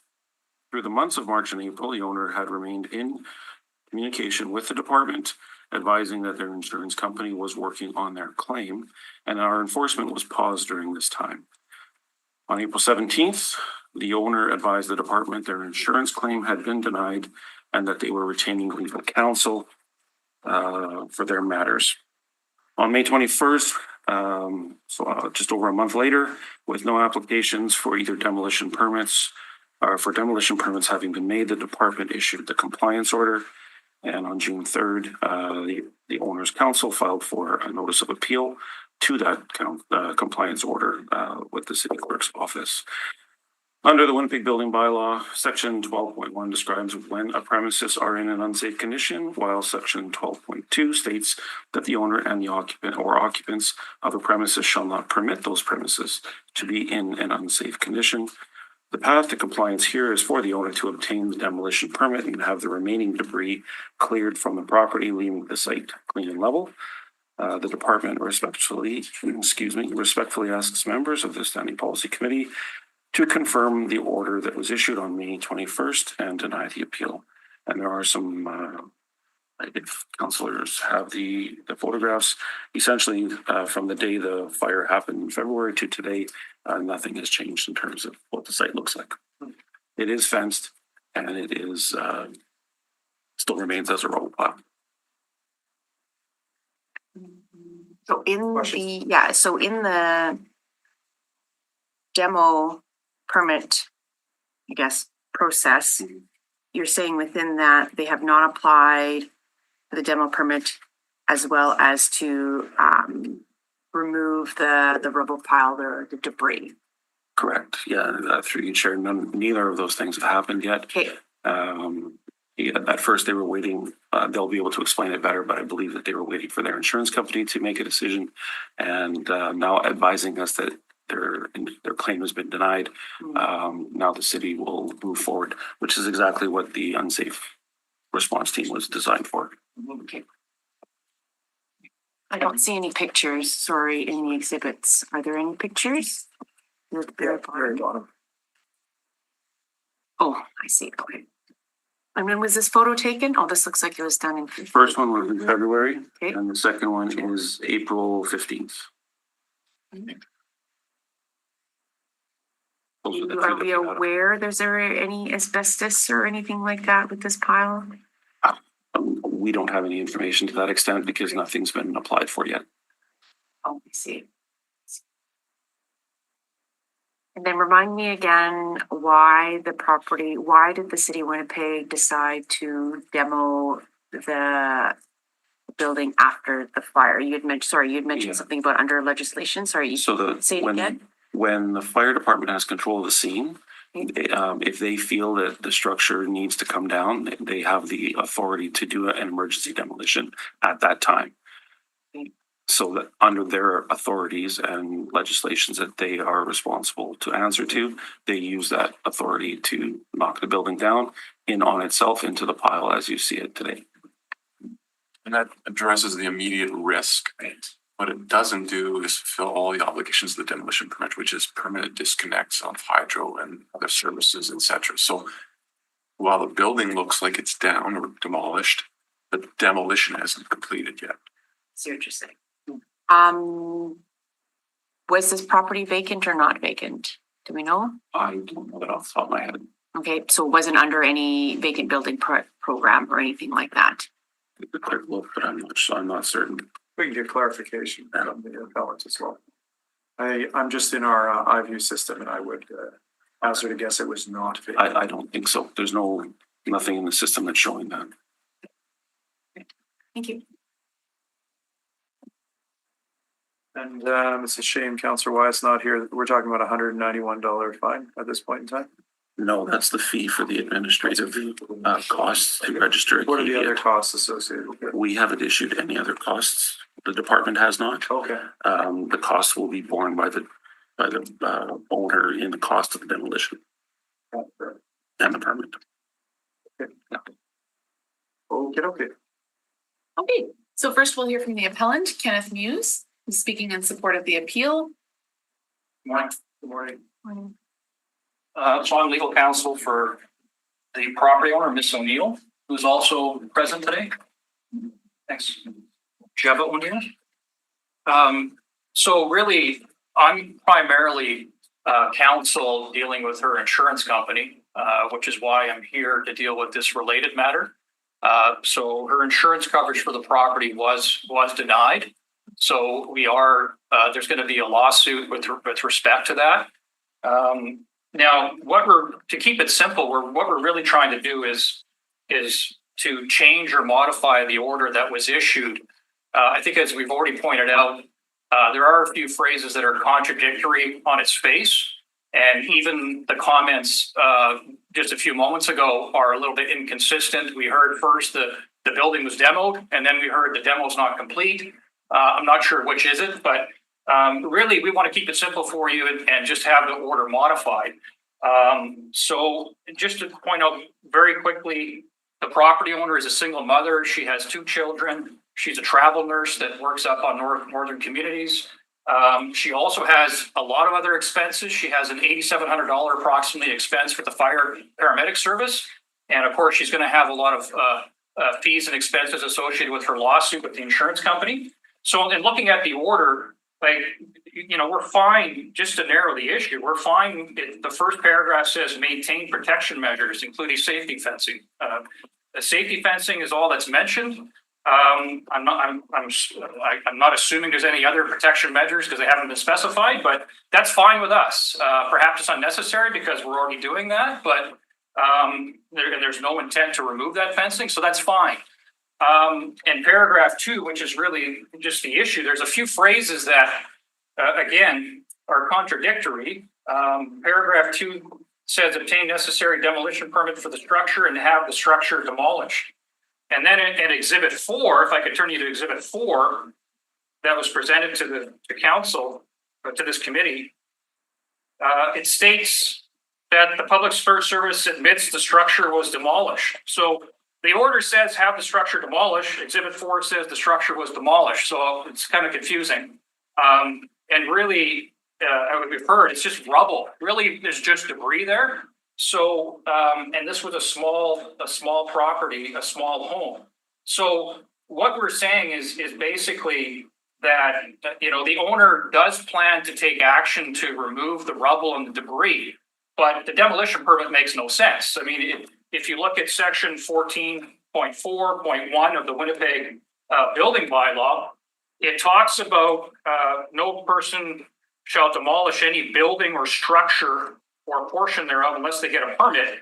And then when you look at the permit application, it specifically says at 14.4.2 that every application for a demolition permit shall describe the building or structure to be demolished. Again, we just heard this morning that it's already demoed, that the building's already demoed, it's just rubble and debris. So given the financial hardship of the property owner, we can't really even apply for a demolition permit because it's not prescribed by the regulation. We don't even fit that. So what we're saying is really to simply, we're okay with the order, just delete the reference to having the structure demolished, and she'll clean it up, no problem. She'll maintain the safety fencing, but really there's just no cause or no warrant, and most importantly, there's no legal basis to have a demolition permit or to have it stated in the order. So they're just contradictions, I think, that hopefully your counselors can see. So we're trying to keep this simple and easy, but in her financial circumstances, she'll clean up the rubble. She just needs some time, but that's really all the action that needs to occur here. So those are my comments, and I'd be happy to take your questions. Thank you very much. Councilor Santos? Can you tell me how much time their client is needing for cleanup of the rubble and debris? Like 1 month, 2 months, up to 6 months? Yes, please. I can't really speak to the demo permitting stuff, but we can get some Let's get some clarity. I understand the confusion. It's just I'm assuming it's the process of cleaning it up because we've heard from them that you also need to, the hydro needs to be disconnected and the water needs to be disconnected as well as the pile needs to be cleaned up. But we can get some clarity on what that process looks like. I can understand why it can seem confusing, why she still needs to pull out a permit, but she still needs to pull out a permit to clean up the rubble, whether that's through the demoing side or there might be another permit that she needs to pull to do those works. Hopefully that kind of makes sense. Yeah, that's a good point. I just don't think it's a demolition permit because she doesn't fit within the bylaw. If it's some other permit, that's fine. I think the key here is the risk of harm. And I think once the water can be dealt with, but I mean, I think the concern might be the rubble posing a harm. It is fenced off, but once she removes that debris, wouldn't you think that harm? I mean, we're not even admitting there is any harm because I think we've heard just this morning that nothing has changed. It's been 5 months almost, and nothing has changed. So it's fenced off. But I think to your point, I think once the rubble is removed, that any risk, which we don't admit, has gone way, way down, and the water can be dealt with, thereafter. But certainly once she removes, I think the concern is arson perhaps, or somebody getting through the fence.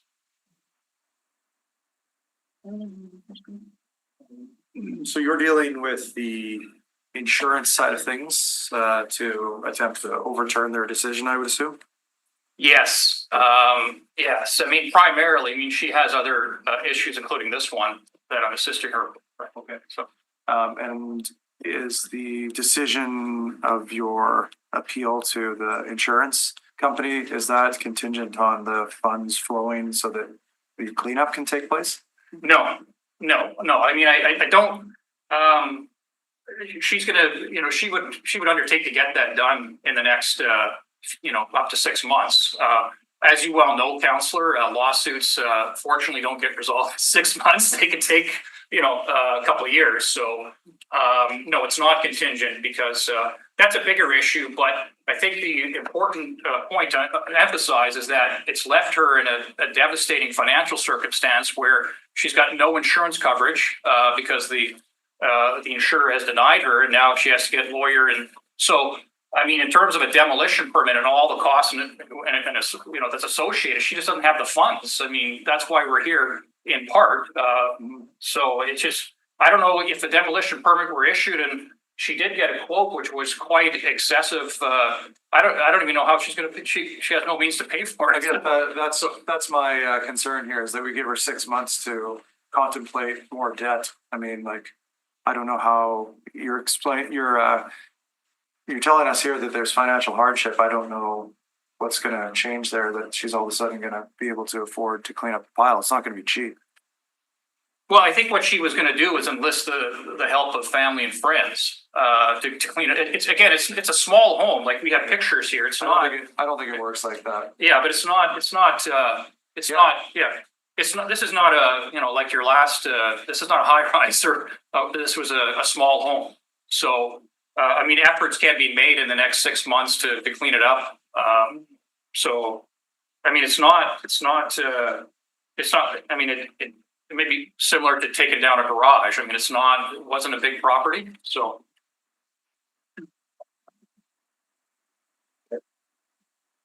thank you very much for your presentation there. We can move on. So next is Jebba O'Neill speaking in support of the appeal.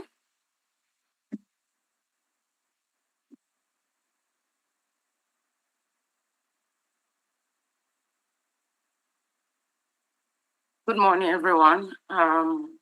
Just like my lawyer said, at this point, I'm in such a bad financial situation. I'm a single mom.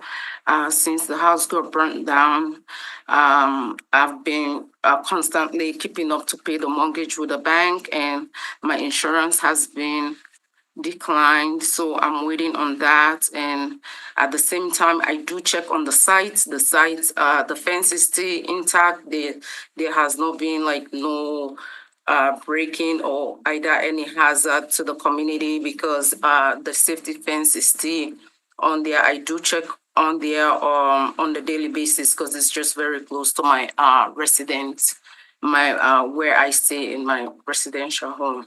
So I'm just appealing if you guys can give me more time and think about how to raise finances and to clear the debris.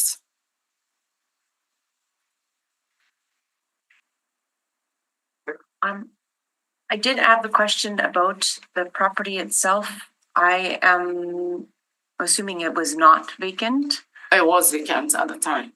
Okay, it was vacant. Okay, and then so nobody was living in the home. In the home, yeah. It was vacant for a couple of months, about 2 months when it was breaking, and then the next day we had a fire accident. Like, So was this used as a rental property? yeah, it was a rental property. Is this your only rental property? No, I have to. You have two. Okay. Yeah. And your insurance claim was denied because? Yeah, because they said under their policy, because it was breaking and it doesn't cover that in / vacancy. So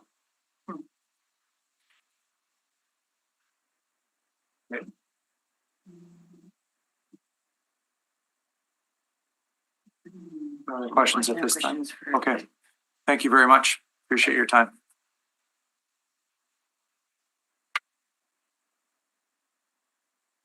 Okay, so I do have questions. Sort of public Yeah, service. so if you could, because we heard needing some clarity on the permit issue. So if you can clarify that, because like we've heard and like you've stated. I'm so sorry, Counselor. Oh. Just call out to the gallery to make sure no one else is. Sorry. I apologize. Just confirming that no one else in the gallery is looking to speak in support of or in opposition to this appeal. Okay, yeah, that's okay. So we heard, like we've heard from yourself, that the fire paramedics took it upon themselves through certain legislation to demolish. However, you're stating that the property owner still requires to apply for a demo permit to clean up the property. So maybe if you can clarify that. Yeah, so semantics aside, when the emergency order goes in, the fire department isn't going to declare how much the building comes down. Could be a wall, it could be more, but they're doing so in light of that immediate risk. So the scope is just confined to that immediate risk. What the demolition permit, and you can kind of think back to why council had asked for the demolition process to be regulated with the demolition contractor program, which we instituted, is there's other risks associated with the building. Even though the physical building may not be there, there's still physical elements of the building. So the foundation still exists. There's still the connections to the public sewer system, right? That needs to be permanently capped, not just in a demolition or an emergency capping situation. Hydro, electrical, could be other services as well. And there could be other hazards just inherent within that rubble pile.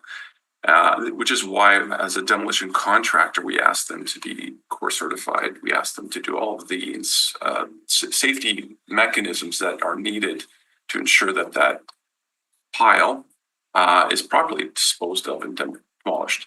So I know that there's kind of that semantics about what's demoed. It's already been demolished. Well, a portion of the building has been removed. That immediate risk has been addressed, but the entire building hasn't been properly demolished. So that's what the permit process is meant for. The safe removal of all of the components of the building and making sure that the site is left in the same way it would be if it's any other greenfield application. What stops from a regular person from demoing their home on their own with family members? So again, is that breaking any current bylaws with the city of Winnipeg? yeah, the way the licensing contractor program was initiated, there was 2 levels, right? Obviously, if you have a large commercial project, there's a little more complexity involved. So you have to have that level 2 license. Level 1 is for smaller single family dwellings. But let's say a homeowner wants to demolish their detached garage, they could do that. There is a provision for that. So there is a recognition of the different kind of complexities of the buildings. A house still has a lot of components in it that still need to be reviewed for safety. And if you look at even the sewer and water, water and waste requires a licensed contractor just for capping that, because there has to be a way of ensuring that doesn't contaminate the site, also doesn't contaminate the system. So all of those components are part of that demolition permit, and they're critical to making sure that the entire infrastructure maintains safe. How much does it cost for a demo permit? The demo permit, I don't have the fees with me right now. You can look that up, I think. I'm happy to have that. I do. So we can look at I don't know that. how much it is. But the cost of actually doing the work, again, those That's are separate. that would be something that we'll look into with each. Is there a fee waiver process for a demo permit that the owner could apply for? I guess they could apply for any fee waiver. Yeah, but I'm not too I don't sure. think there's any specific to the demo. Through you, Councillor. Chair, to demolish or remove part of a single family dwelling would be $443. And then any fee waiver process allowed? Well, typically, I mean, there's nothing preventing someone from applying for a fee waiver. And it would be considered through the fee waiver process. So the public service is asking them to get this permit to demo, $443. The appellant comes forward and says, okay, fine, I'll comply with that. They pay the $443. How much time do they get? They'd have to start the demolition within 30 days of issuance of the permit and have it completed 3 months later. I think it's 3 months. 3 months after that. So 4 months. Barring any, they can apply for extensions. Reasonable ask. If it rains for 3 weeks, So ultimately, we're hearing from an appellant saying that they are under financial hardship. We're talking about $443 here. Plus the cost of and then they can work with the department to get that timeline sorted out, which I'm hearing 6 months is what they need. So, okay, that's my question. Yeah, I don't have any other questions. Does the appellant have an opportunity? Okay, yes. So if there are no other questions for the public service, Kenneth Muse has the opportunity for rebuttal, but no new information is permitted. Thanks. Just in reply, with all due respect to the members present, I mean, when they say semantics aside, really I take that as being take the bylaw aside. And also in terms of the water connection, it just occurs to me, I don't know, how do we're talking about demolition. We're not talking about demolishing the water connection or the public works. This is just focused on the rubble. So it just, when it sounds like there's comments that sort of, the order says that the building has been demolished. And now we're hearing today sort of walking back those comments, sort of saying the order says the building was demolished. Now we're hearing, well, the entire building's not demolished. And I guess to the point that Councillor Santos made, I mean, we don't see anything in here in the bylaw that specifically prohibits a homeowner from removing this rubble. I don't see anything. I think it would be incumbent on the city to point out where that is. And then lastly, I mean, there is this fee of $443, but I think as you heard perhaps somewhat quietly, there plus the cost of demolition. And for whatever reason, our client did get an estimate for $47,250 from a estimator. This is through the insurance company. So I mean, it's not the $443. I mean, my hourly rate is almost that, but it's not the $443. It's the exorbitant costs of the demolition that we're. So, Mr. Reeves, I just have to tell you, it is the $443. That's what we're talking about here today. It's the demo permit that has not been applied for an issue. Well, yeah, we can't apply for the demo because we don't fit within the bylaw. But what we're saying is, as we said, she plans to remove the debris and clean it up, just like any debris or rubble on someone's property, not to this extent maybe, but once you get that, once that permit is issued, which I don't think he needs to apply for, well, there's going to be massive costs associated with the contractor that the city requires, right? So it's not the 443. It's she's got to get a license contract approved by the city, who are going to charge her a lot. So I that's really the issue is, and that's why this 47,250. That's a big number. So that's what we're worried about. So.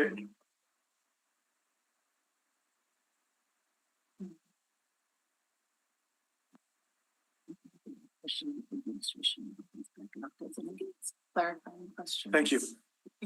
Clarifying.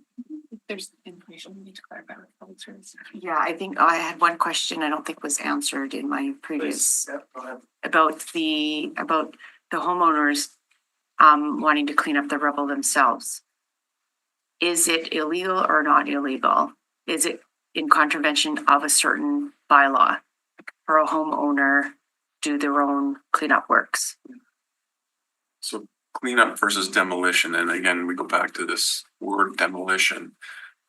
Demolition is regulated. We need to have a permit for it. We need to have a licensed contractor to do that. What's there right now is still requires a demolition permit. So if there was work being done without a demolition contractor and the permits, that would be in contravention of the bylaw. Okay, which bylaw is that?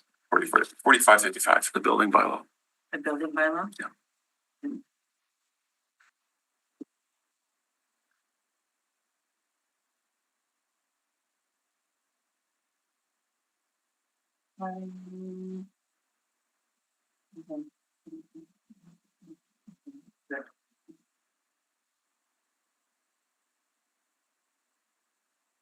All right.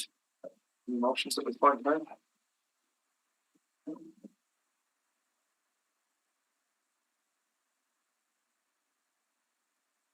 How do I do amendments or put conditions or anything like that with respect to timelines? You could make, like if you're looking to just grant an extension of time to complete the work as outlined in the order, you can do that. Okay.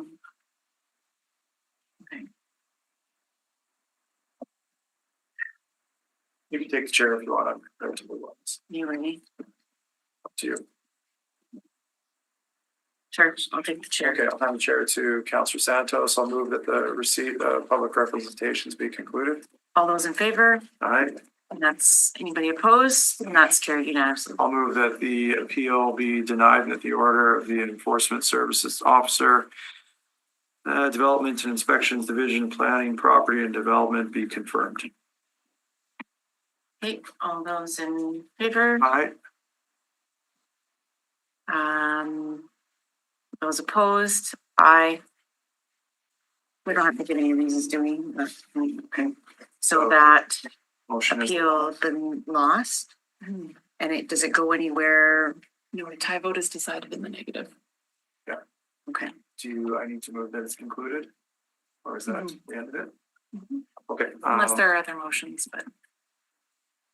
Okay, is there, so do I close this out or do we need another motion? Should Councillor Santos want to put something forward? Oh, you don't have to. No. Okay, yeah, if you'd like to move that the hearing be concluded, you can. Okay, I just wanted to provide an opportunity, should that be the wish of the committee. Not seeing that at this time, I'll move that the appeal hearing be concluded. All those in favor? Aye. Aye. None opposed. Great, thank you, councillors. Okay. Move on to item number 3.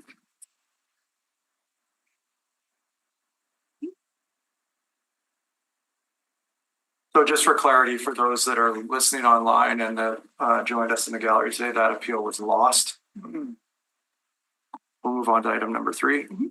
Okay, item 3 is an appeal under the City of Winnipeg Building Bylaw number 4555 of 87 at 150 Sutherland Avenue and 105 Maple Street. Please note communications were received in support of the appeal, which have been distributed to all members of the committee. The process of the committee will follow as the appellant will be heard first, followed by those in support, those registered in opposition, and those registered for information. Finally, the appellant may return to speak in rebuttal to comments made, but no new information is permitted. If you'd like a brief overview from the public service, please.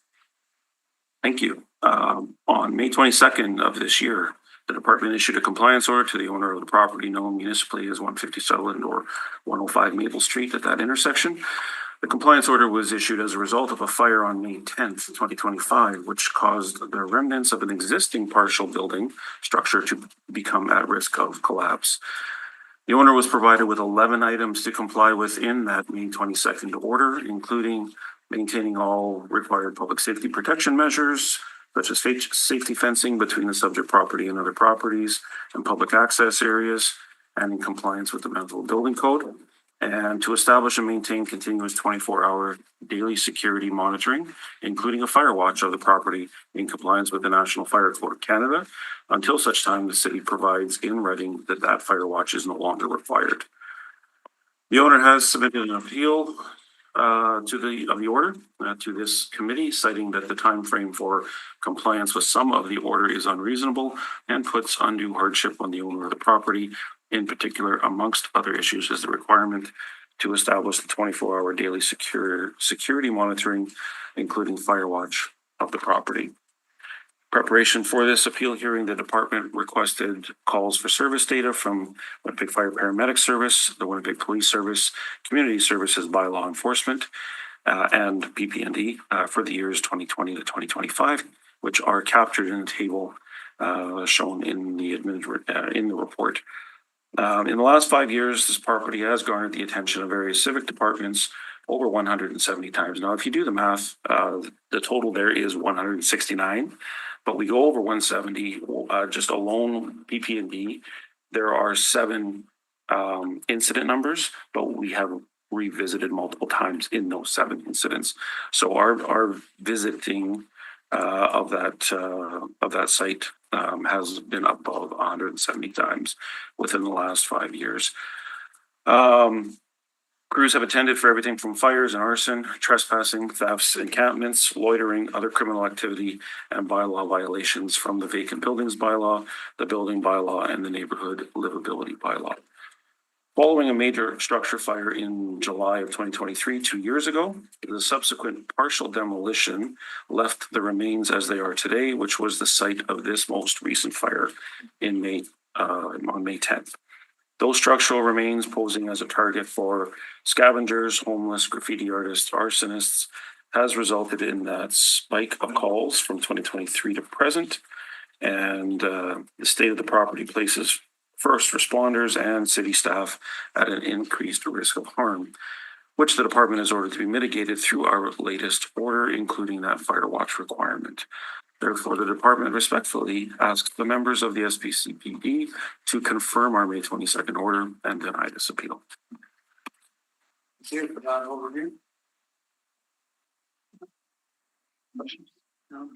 Great. Okay, so first we'll hear from the appellant, Sheldon Blank. Or is Antoine looking good? Okay, so Antoine Hucko is speaking in support of the appeal as the appellant.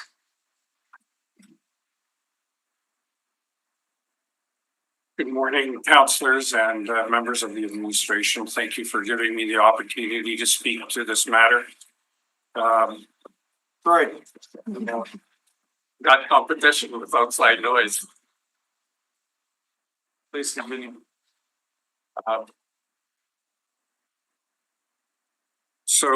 We've filed 2 documents in support of this appeal, submission and also a tabbed document with an index which has bookmarks. Just to confirm, you have both of those documents. We request that the appeal be allowed and that the orders be set aside.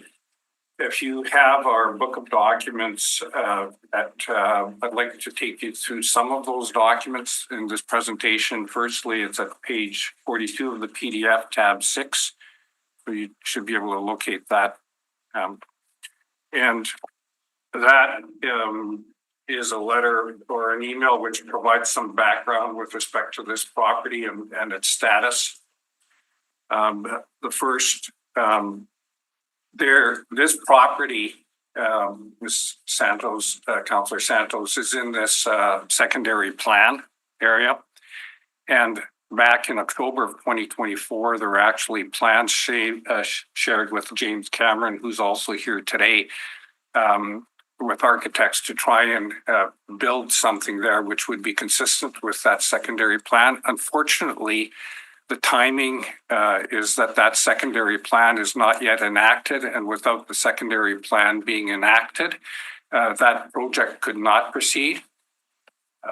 So that's the first point in the email, which is before you, deals with that point in the second full paragraph. I heard some concerns about your administration, and quite rightfully so, about the safety of the building and whether it's compromised.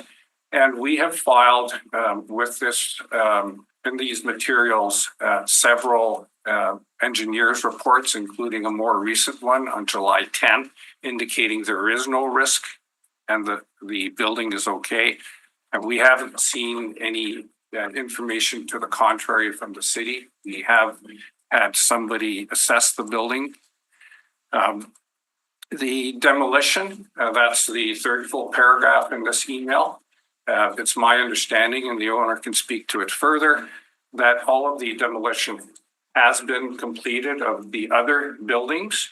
There is some non-demolition, we'll say garbage left on the site, which eventually could be removed, but it doesn't relate to the demolition. And there's also one loading ramp, which based on the current order, forcing this owner to build something consistent with the current zoning, which we would say is unfortunate given it's a 5-acre parcel and it's designated for high-rise mixed-use property. It would force the owner to build, rebuild and repair this building for an industrial use, which it is willing to do. The other material that we have here in front of you in this document is the efforts to secure the site and multiple reports of crimes. We had filed this before, but we filed it again. Currently, the owner has somebody going by the site. And in fact, when Mr. Apichuk went just before this hearing, the owner's employees noticed him being there because it's part of the inspection process. They also have security services, and we've provided that, which check the site on touring. So they are checking the site. The owner would very much like the Winnipeg Police Service to attend and in fact charge people when they're on there. But unfortunately, that is not happening, which is a challenge because even though you have security people there, they don't necessarily have the same authority as the police service. With respect to the fire watch, how much time did you need to wrap? I'd say 3 minutes to complete it. I need the extension, 3 minutes. Councilor Santos moves. All in favor? Aye. Opposed? Thank you. Continue on. With respect to the fire watch, we've provided extracts of the fire code in this material and also an explanation as to why we believe the fire watch does not apply to this situation.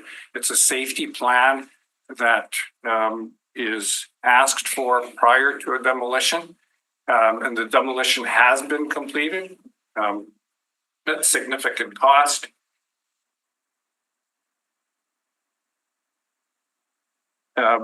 The security fencing continues to be maintained. We've provided an example of that, and there's also other examples in the description. Tab 10 is an example of a more recent breach of that security fencing and the rebuilding of that fencing within a short time thereafter.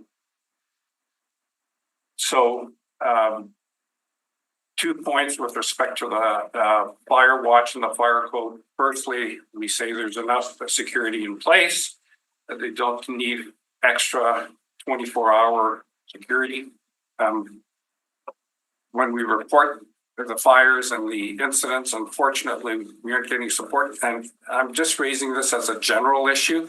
If there's going to be a good development with the secondary plan, it would be nice to see some support from authorities to, I'm going to say, clean up the bad guys in this area, because it can't continue to be a problem. Thank you. Those are all my comments. I'm open to questions. The other material is more extensive. It's in front of you and in my submission. Councillor Santos. Yeah, so I'm just looking at your submission here, and I'm just reading specifically the fire watch, where it gives a description of what that is meant to be. A person shall be employed to watch for fires when a tent or air supported structure is occupied, and then a person employed to watch for fires. So I think that's what I can understand. There's safety plans already, kind of you mentioned already, but with obviously there's been several fires that have occurred. Would you not say it's being more proactive to have somebody to actually that would be there to watch for fires? Or are you saying that the person that is already walking around there is watching for fires? Could you maybe explain, I guess, your perspective of a fire watch that's described here versus what the security detail is already there? We say there's sufficient fire watch. Unfortunately, and we even had a call last night from our security people. And what if the police service decided not to come and not to arrest the guy? I mean, there is fire watch happening, but no enforcement to help the owner. And the second point is in my materials at paragraphs 23 to 30, I explain why fire watch is not applicable to this situation. Fire watch deals with when you have thousands of people under a tent or air supported structure, it's required. Fire watch is required for helicopter landing on a roof. Fire watch is required for what they define as hot work.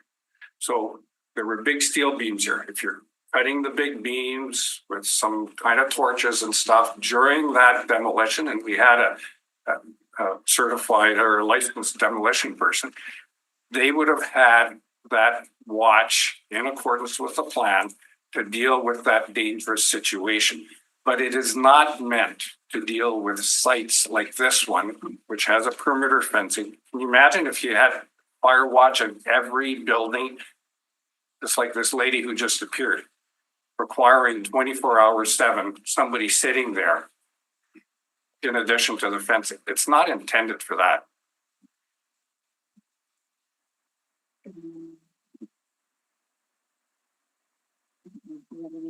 Yeah, sorry, you had mentioned at the start of the secondary plan. What is the best case scenario for this site for development? Well, there had been plans back in October with an attempt to proposing something, and actually Mr. Cameron said it was a great idea. It was back in October. His words, and I'm looking at an email which I didn't file here, but it appears to be quite an exciting and interesting proposal, and indeed maybe a significant contribution for the redevelopment of Port Douglas area. Looking forward to this one if and when it becomes reality. It's about a 5-acre site, so it would be really nice to not have to choose, according to this order, to redevelop that building as industrial. I mean, we can and we will, but So the preference is to go down the residential. well, to have the flexibility to do what's possible. So there's ongoing fires there, obviously, one just occurring recently. Is this what we're hearing? Well, it was basically, and we have some pictures, there was a fire pit that was put there. People burning a fire in a fire pit on the site, they breached the security area. With their trespassers, they didn't try to set the building on fire. These buildings are big, structurally sound. There's big structural buildings. You can't, what's going to be repaired is a very strong building. So some of the structures on site are planned to be repaired, or is it the whole site going to be cleared? Well, this brings us back to the previous hearing we had where your city administration wanted all of the buildings on this site, all demolished. And we had provided information from Frovich and Associates, and there's several other reports. So all the buildings that could not be repaired have been cleared, all the bricks, et cetera, at significant cost. It required some wet application. And the remaining building, which the engineer, and in fact, even administration going back nearly 2 years ago now, said was repairable even without a building permit, is the one that there's a continued intention to repair. And the specific report on that is an engineer's report at your tab 7 or page 46 of the PDF. Page 46 of the PDF has the engineer's report on the structural integrity of the building, and it also has attached to it the plans for the repair of that building.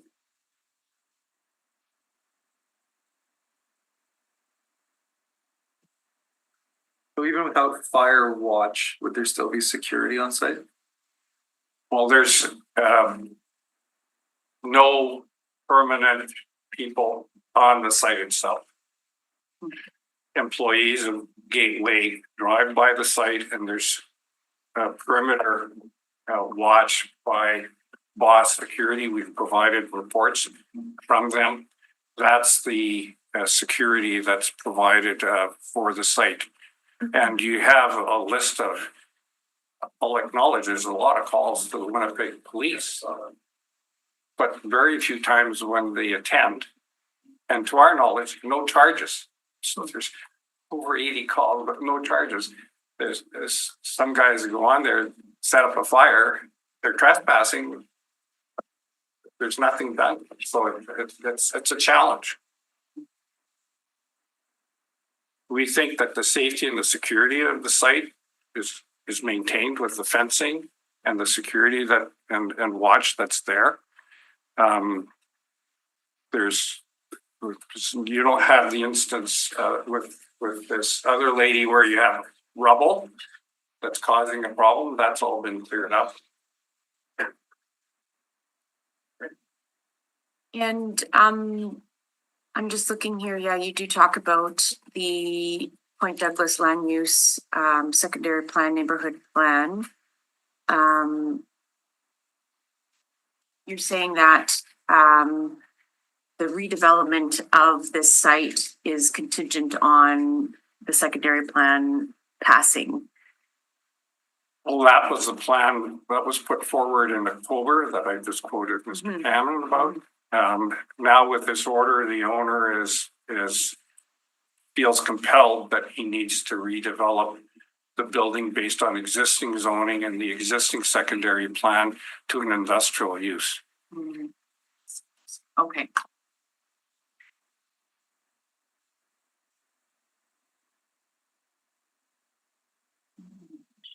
Okay, no other questions at this time. Thank you very much for your time. Thank you, and thank you for giving me the extension. Appreciate it. Okay, next to speak in support of the appeal is Sheldon Blank. Sheldon's joining us in person today.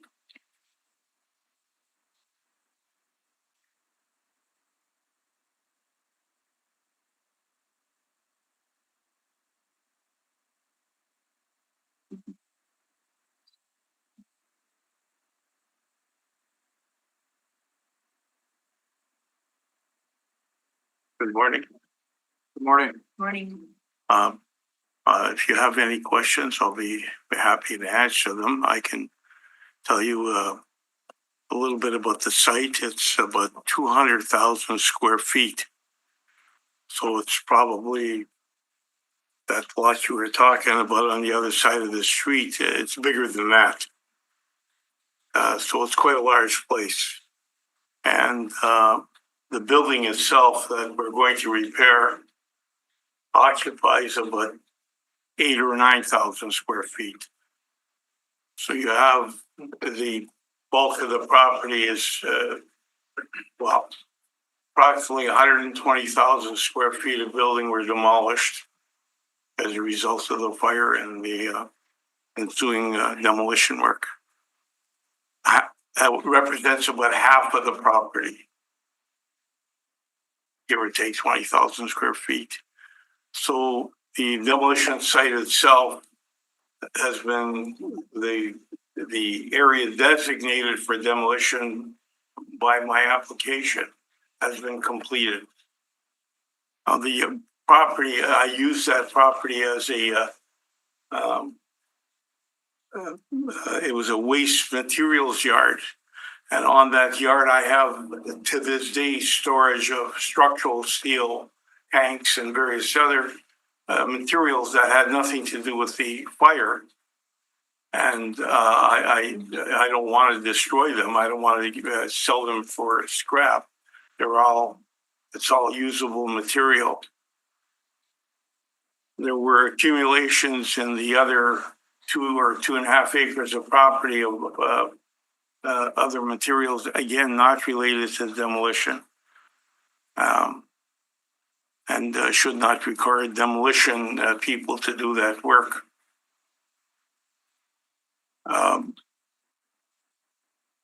The problem we have there, now I've put fencing up, and not only do they damage the fencing and knock it down, they steal the fencing.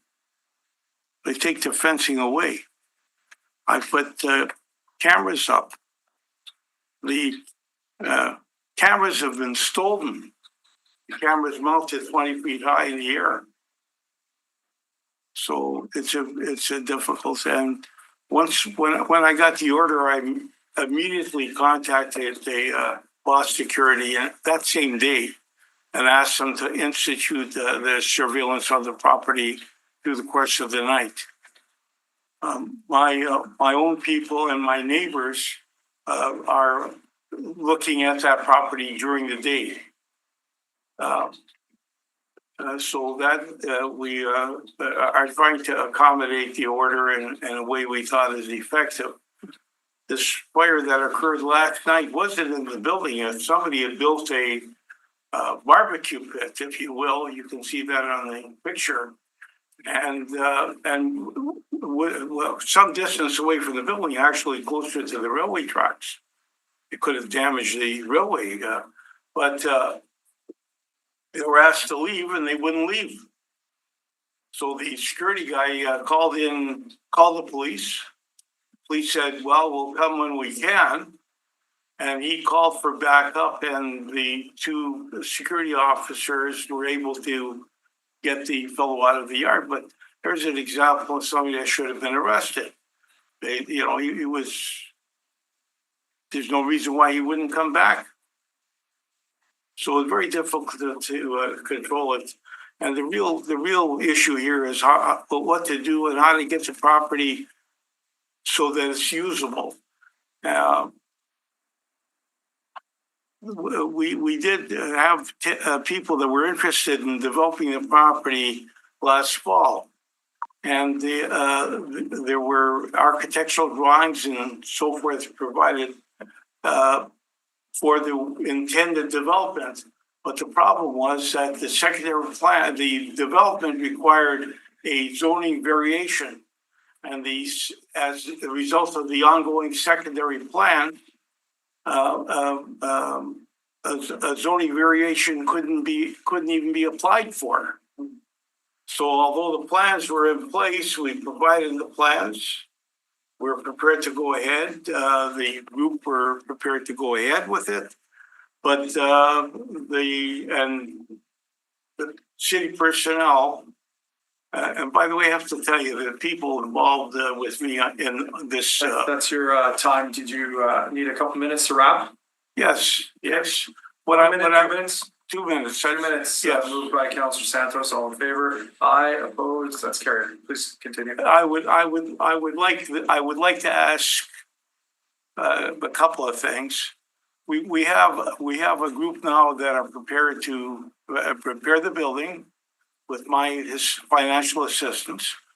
And we can get that, then we can have a building permit application in place within a week.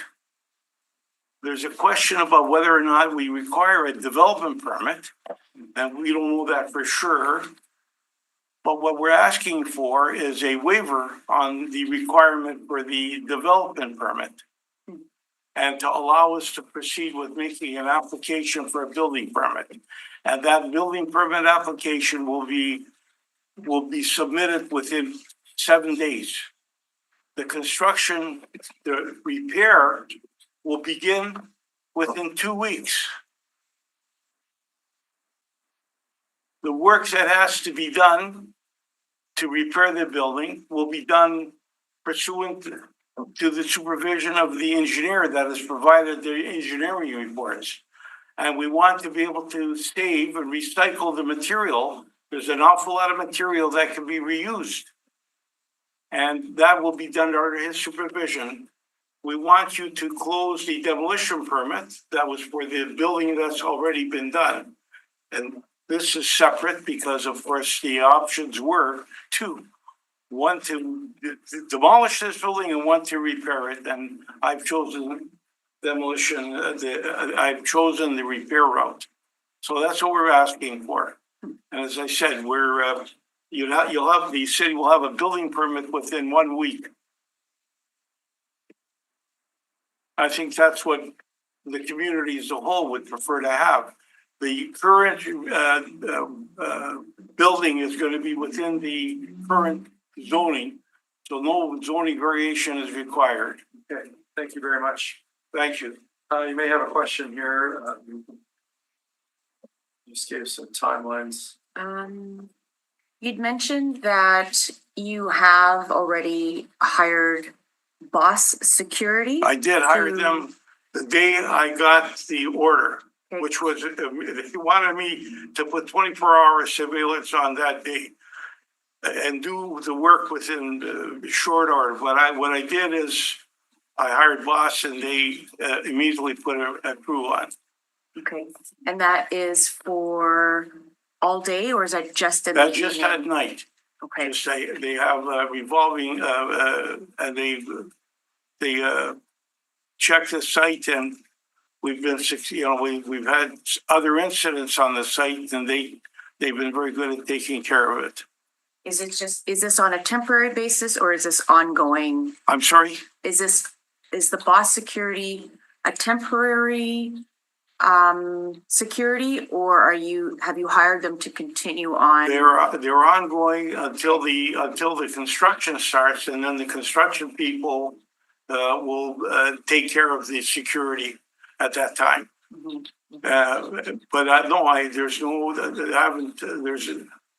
They've been told to do it until we tell them to stop. And then with respect to your request for a building permit, I'm not too sure if this is the right time to do that, but have you had conversations with zoning or anybody in the department about your development application? Oh, yes, we talked to, the people dealing with the secondary plan are well aware of this, of my original proposal. And everybody was in favor of it, but they looked for a legal way to proceed, but they couldn't find one. And they said, listen, there's nothing we can do. And of course, the people that were interested, they needed to have a place in a certain time frame, and the time frame was not possible because of the delay, and they changed their mind. Okay. but you're now talking about a new We have a new development? group now. A new group. They're ready to go ahead with it. They're ready to proceed immediately. Of course, as I said, they're going to need my financial assistance, which I'm prepared to do. Of course, it's beneficial for me personally and for the community.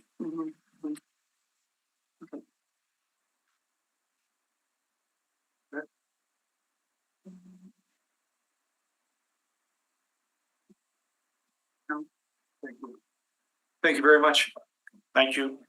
So there's no one else registered to speak in support of or in opposition to this appeal. Just looking to confirm that no one else in the gallery is looking to speak in support of, in opposition to, or with respect to the appeal. Okay, there are questions for the public service.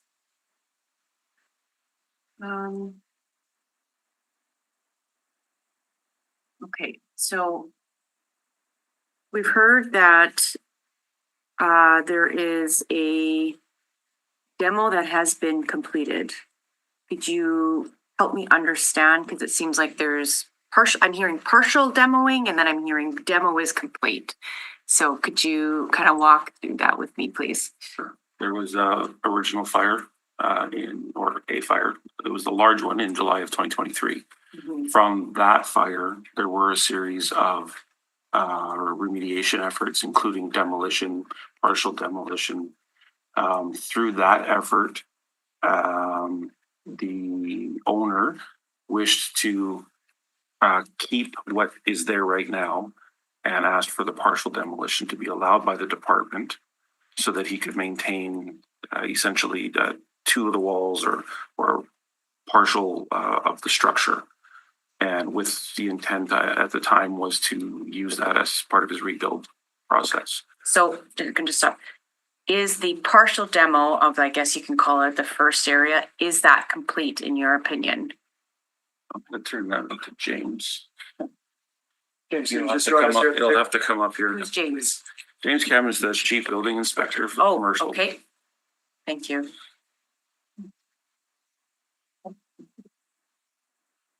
Good morning, everyone. Good morning.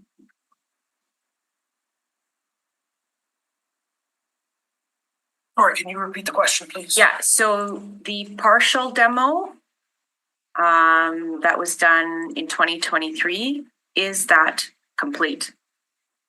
It's our position that the partial demolition work on that building is not complete.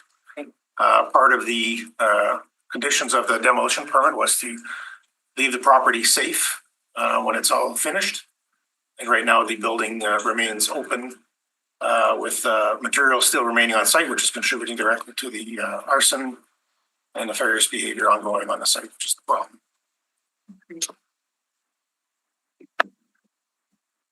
And what are I'm assuming there are obviously timelines and all that stuff. It's been a couple of years now. So are there still orders outstanding for the partial demo?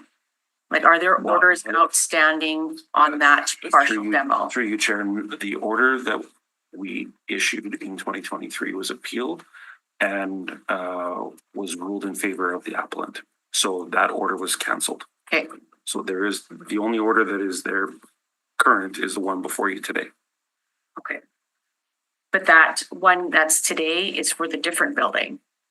Or is that? It's for a different, it's the same building, just a different fire. Just a different fire? Okay, but is that maintained partial structure that's still up? What's this, is this order on that part? For the partial structure, the two walls, I guess is what you're calling them? It is part of it, yes. Yeah, okay. That answers your question. Yeah, so there's an order, okay.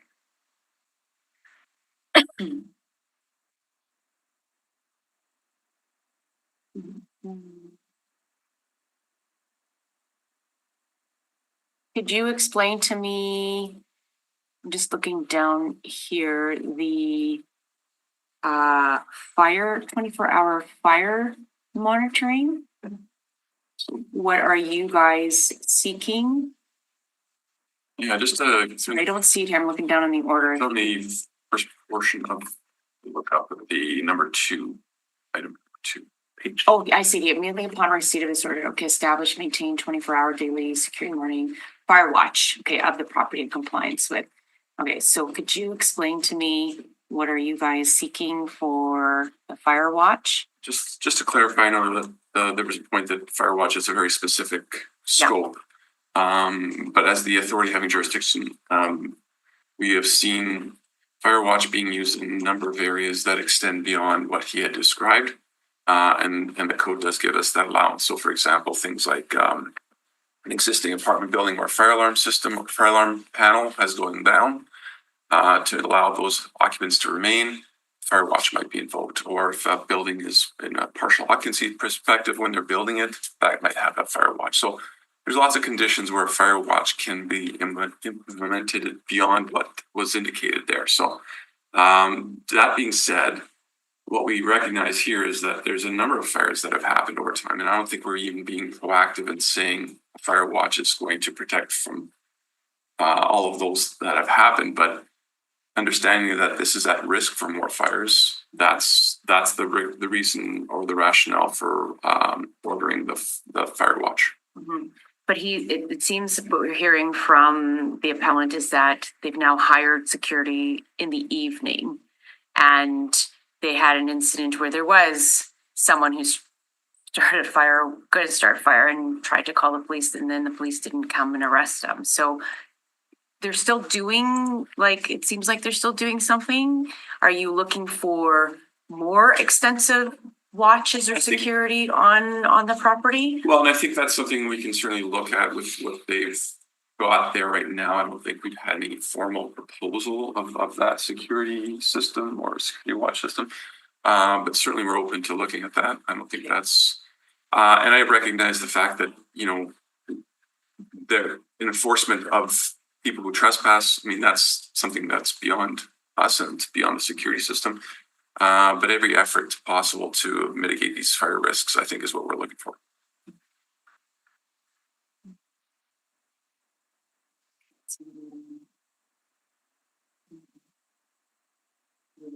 Are you, so there's a lot here, so I do apologize if I'm not quite understanding.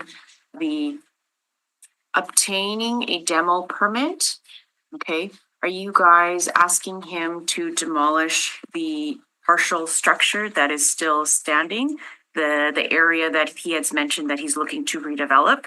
Are you wanting him to demolish that? Or are you just asking him to maintain it? Yeah, so I think if we gave them options, there's an option A and option B. If we should choose the demolition option, we would re-invoke that existing demolition permit. They have to choose a new demolition contractor, but we would make that process as you know, as minimal as possible. If that was the option that they were to choose. So. Okay, but we're looking to maintain it. I think. If he's looking to maintain it, then he would need to follow the requirements under the repair option A. Okay, so repair option A. What's that? What page is that? So just, it's also page 3 of the order. Yeah. Okay, okay. Repair building and obtain building occupancy. Okay, gotcha.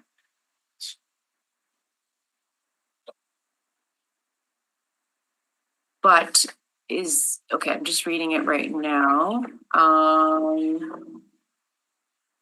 Does it talk about security or fire security? And it doesn't. I don't see that here. Well, the item 1 is to secure the existing partial building structure. And then obviously to move beyond that is to understand what's there structurally. And that's where we were looking for the engineer to put out a report to say exactly what was needed to be repaired, what was existing and could be maintained. And then, you know, those moving targets, obviously the next would be for permits to secure the building itself. The appellant that was here had brought forward, I think, a few of his exhibits. And I think in it had included the structural engineer fellow here on tab 7. I can't remember which tab you're talking about. Have you guys had a chance? We haven't seen that exhibit. Okay, you have not seen and had a chance to see these exhibits at all. Okay, okay, that's fine. Now help me understand, if we were to, or this committee were to support some or all of it, is there a time frame that you guys need to review the documents that were submitted by the appellant to kind of work together in finding out what has been fulfilled or what hasn't been fulfilled? Like, what kind of time frame could you guys be looking at? Yeah, and certainly there's a willingness to engage a stepped approach to different components, right? So an engineer's report, that might come in quicker than, let's say, having a permit and completing the outside of the building. That's obviously going to take more time. But there's some urgency, obviously, right?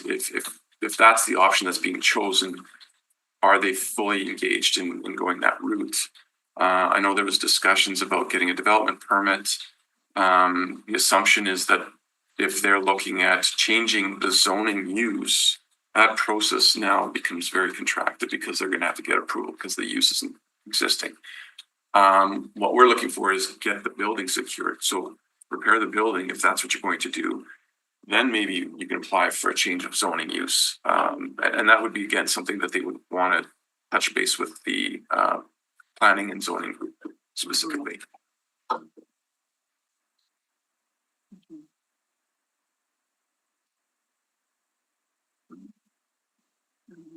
Okay.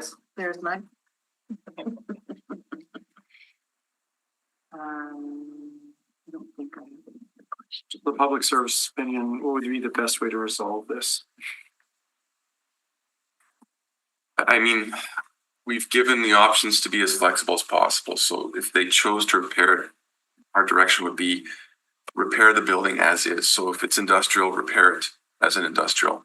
If the assumption is at some point you want to change it to residential or other mixed use, then engage in that process. But secure the building, make it as much of an occupiable building as possible.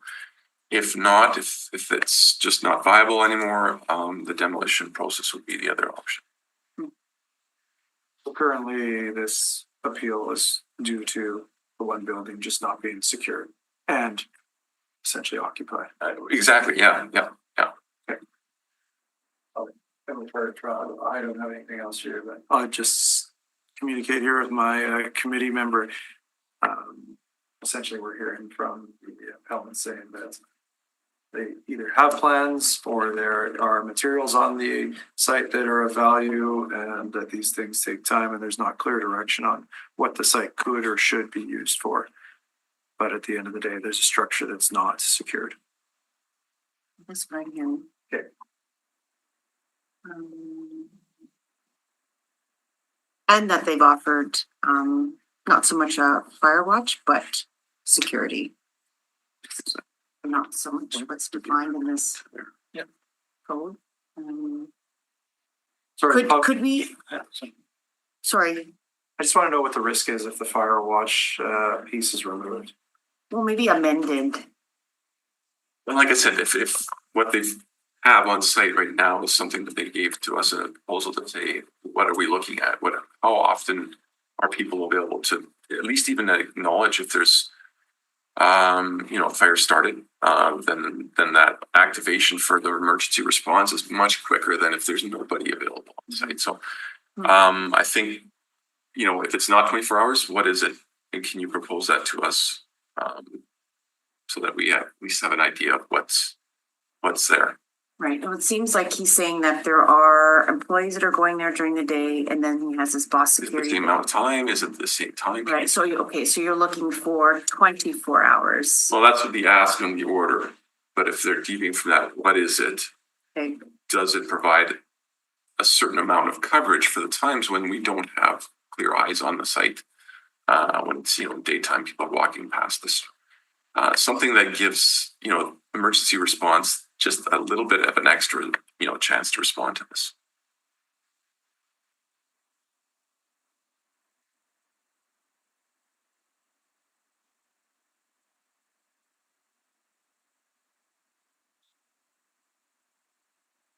So go ahead.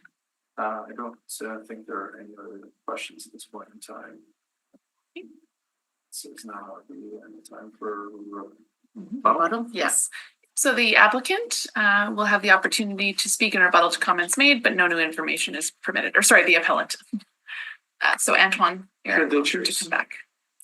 Yeah, if they choose to.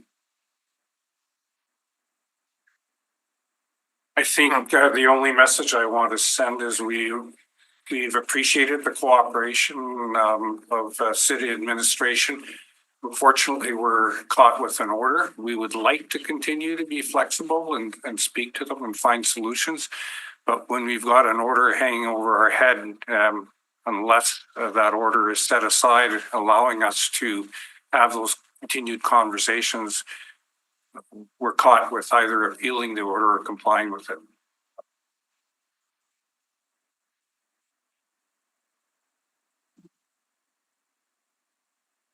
There was one section about, could you add comment about the option A, repair building and obtain building occupancy? The owner explained that is what he could do. He could apply for a building permit within a week and start working on that permit thereafter. The development process is longer, and that's why he asked that he be allowed to do it by way of building permit, because that will expedite the repair of the building and its occupancy.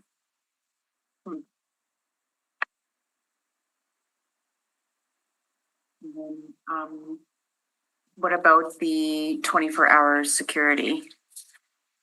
24-hour security, it's our view that we've got adequate security and watch there. During the day, there's a neighbor right across the street. And in fact, quite a few of the calls to the police, et cetera, were from that person. And there's gateway people passing by there during the day. So that's why Mr. Blank hired Boss Security to do the night watch.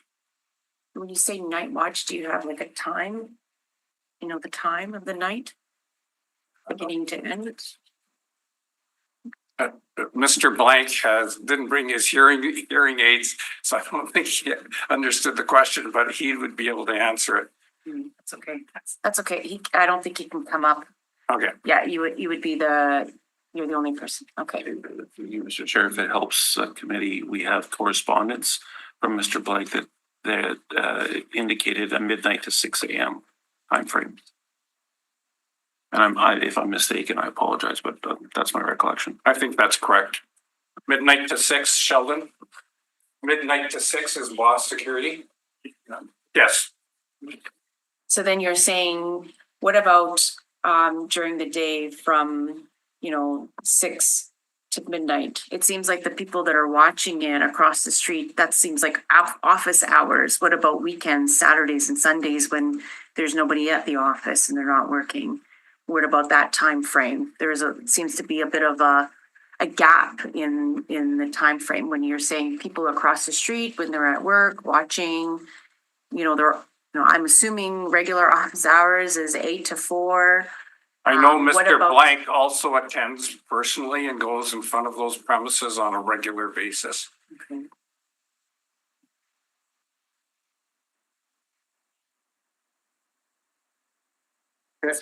Okay. She lived there. Yeah. The one person across the street is a resident who does not have working hours, is my understanding.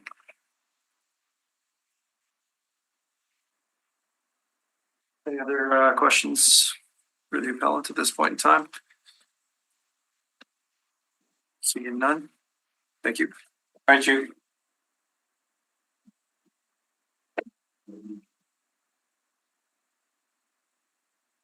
Need to understand this order. Okay, so I'm gonna just talk out loud with my chair, if that's okay. I got a couple things in my head that I may need help.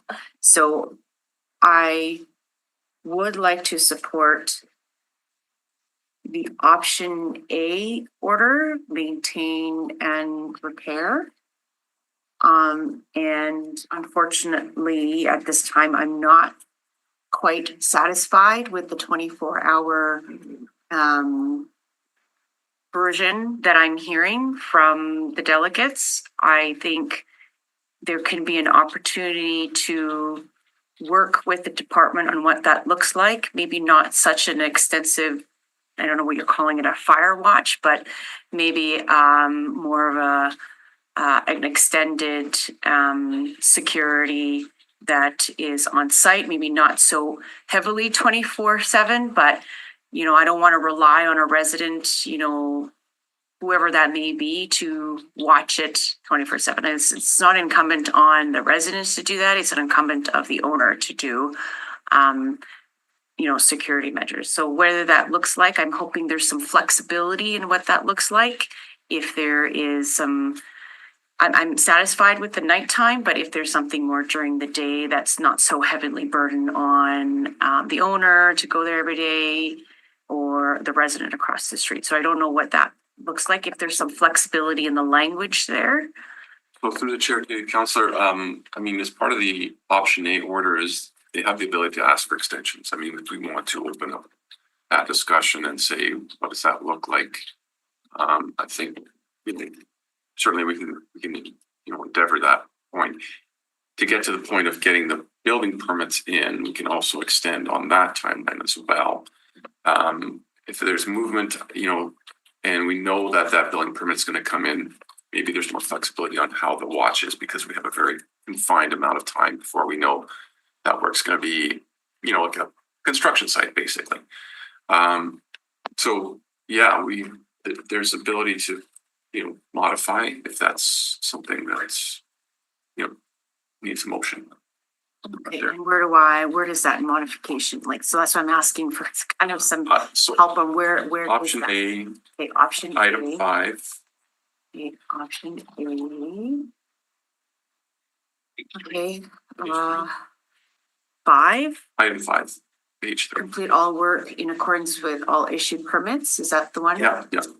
Okay. At the end, bold. At the end of that paragraph. What would we add? What is the suggestion that we add? Well, if that they just request an extension for the period of the building permit, but also with respect to the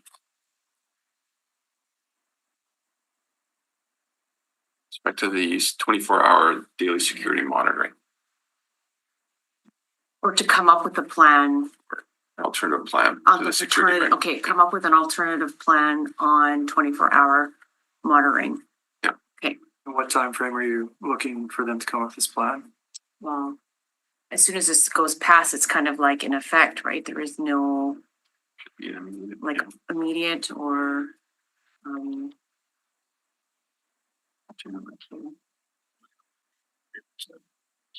sorry, say it again. They probably already have an idea what kind of security plan that they would propose. Yeah. Does that make sense? So, It's at the end of 5. and sorry, what is the language that the department is suggesting? It's just to add to the end of 5?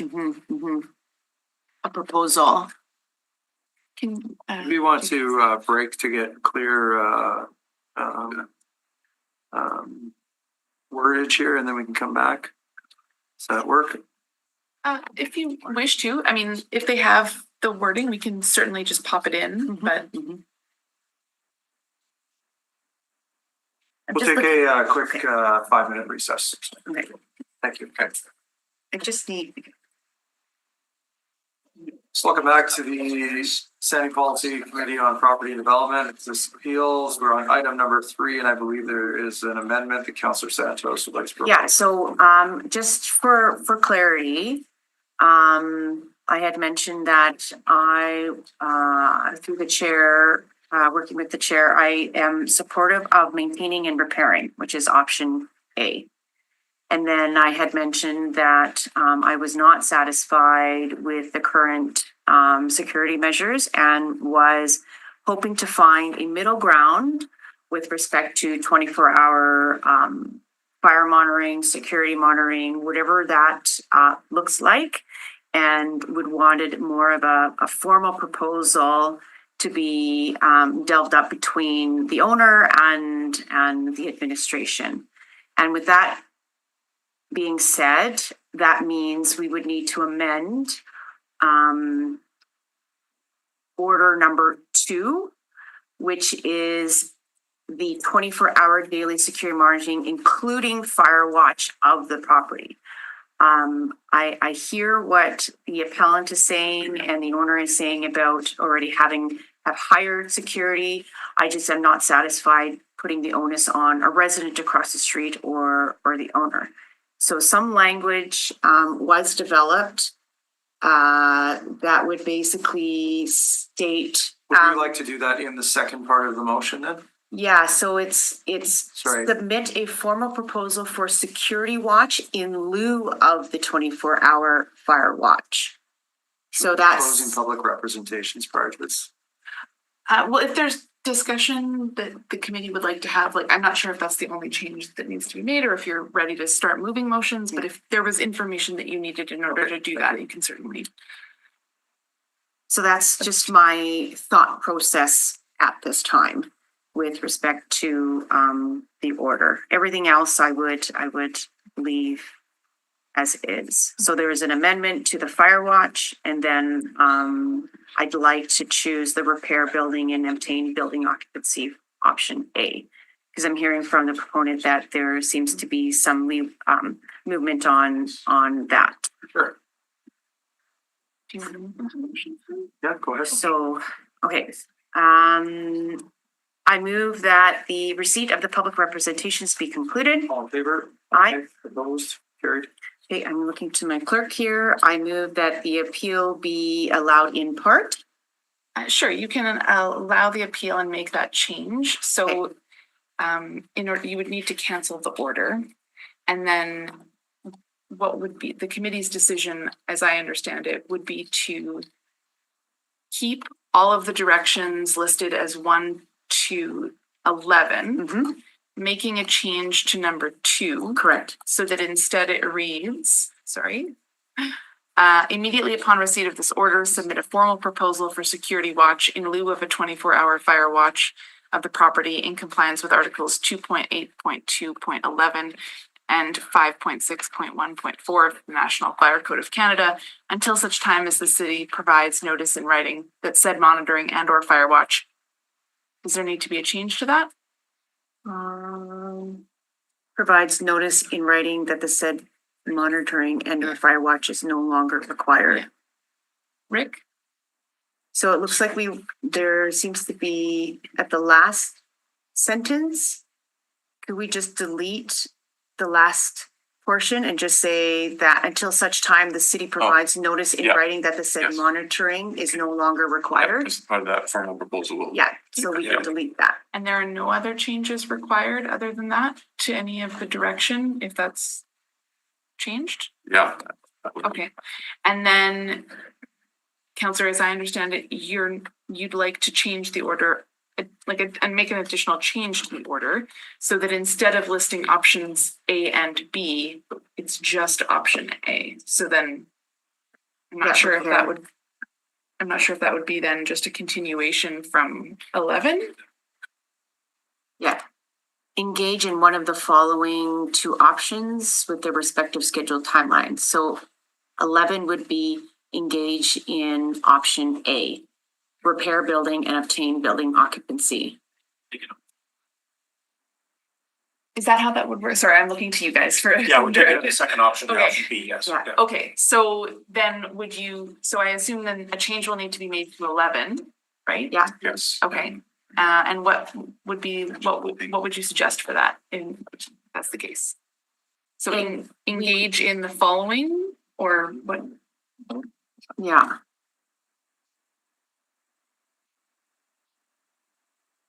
And then can we see the following options you choose by no later than June 6, 2025? Could you change that date 6 months from now?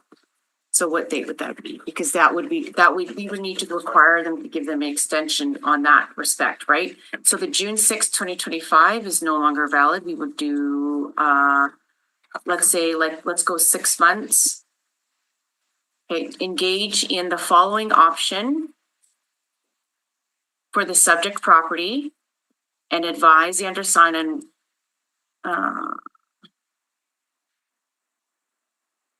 and advise the undersigned on which of the following options you choose. Okay, so we already did that.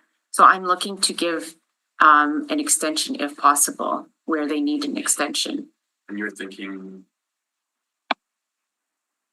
Well, could we give the date and then at the end provide extension where needed? yeah, so if. Would that be item 3, apply for all permits? So you can see in 3, if you keep going. Yeah, sorry, Counselor. So option A has here, apply for all permits, including building permits, this one, required to bring the existing partial building structure into full compliance with the applicable codes by no later than July 11th. Maybe do a comma here and then provide extensions as required. Yeah, exactly. Okay, that's what we're doing. So you just copy option A? Oh, for sure, yes. I just want to make sure, we did discuss changing 11. Can you provide the revised wording that you would? Yeah, so engage in the following option. Okay, the following. And then we're just gonna be option A. So that it reads, engage in the following option for the subject property and advise the undersigned on which so that would also need. By no later than. Right? Yeah, that would need to be deleted. Yeah, so delete everything. Yeah. Yeah. Because we're already kind of doing it, so you don't need to. I guess you can get rid of. And then what date would you like, Counselor? No, so delete that completely. Engage in the following option and then for the subject property, delete it. Yeah. Yeah. Okay. And then do a semicolon and then go and then copy and paste option A. Yeah. This is okay with you guys? Yeah. Yeah. And then you'll copy and paste all of option A. So 1 through to 7. Right? Yeah. Yeah. And then in number 3, by no later than, that's fine. Keep the July 11th, 2025, put a comma.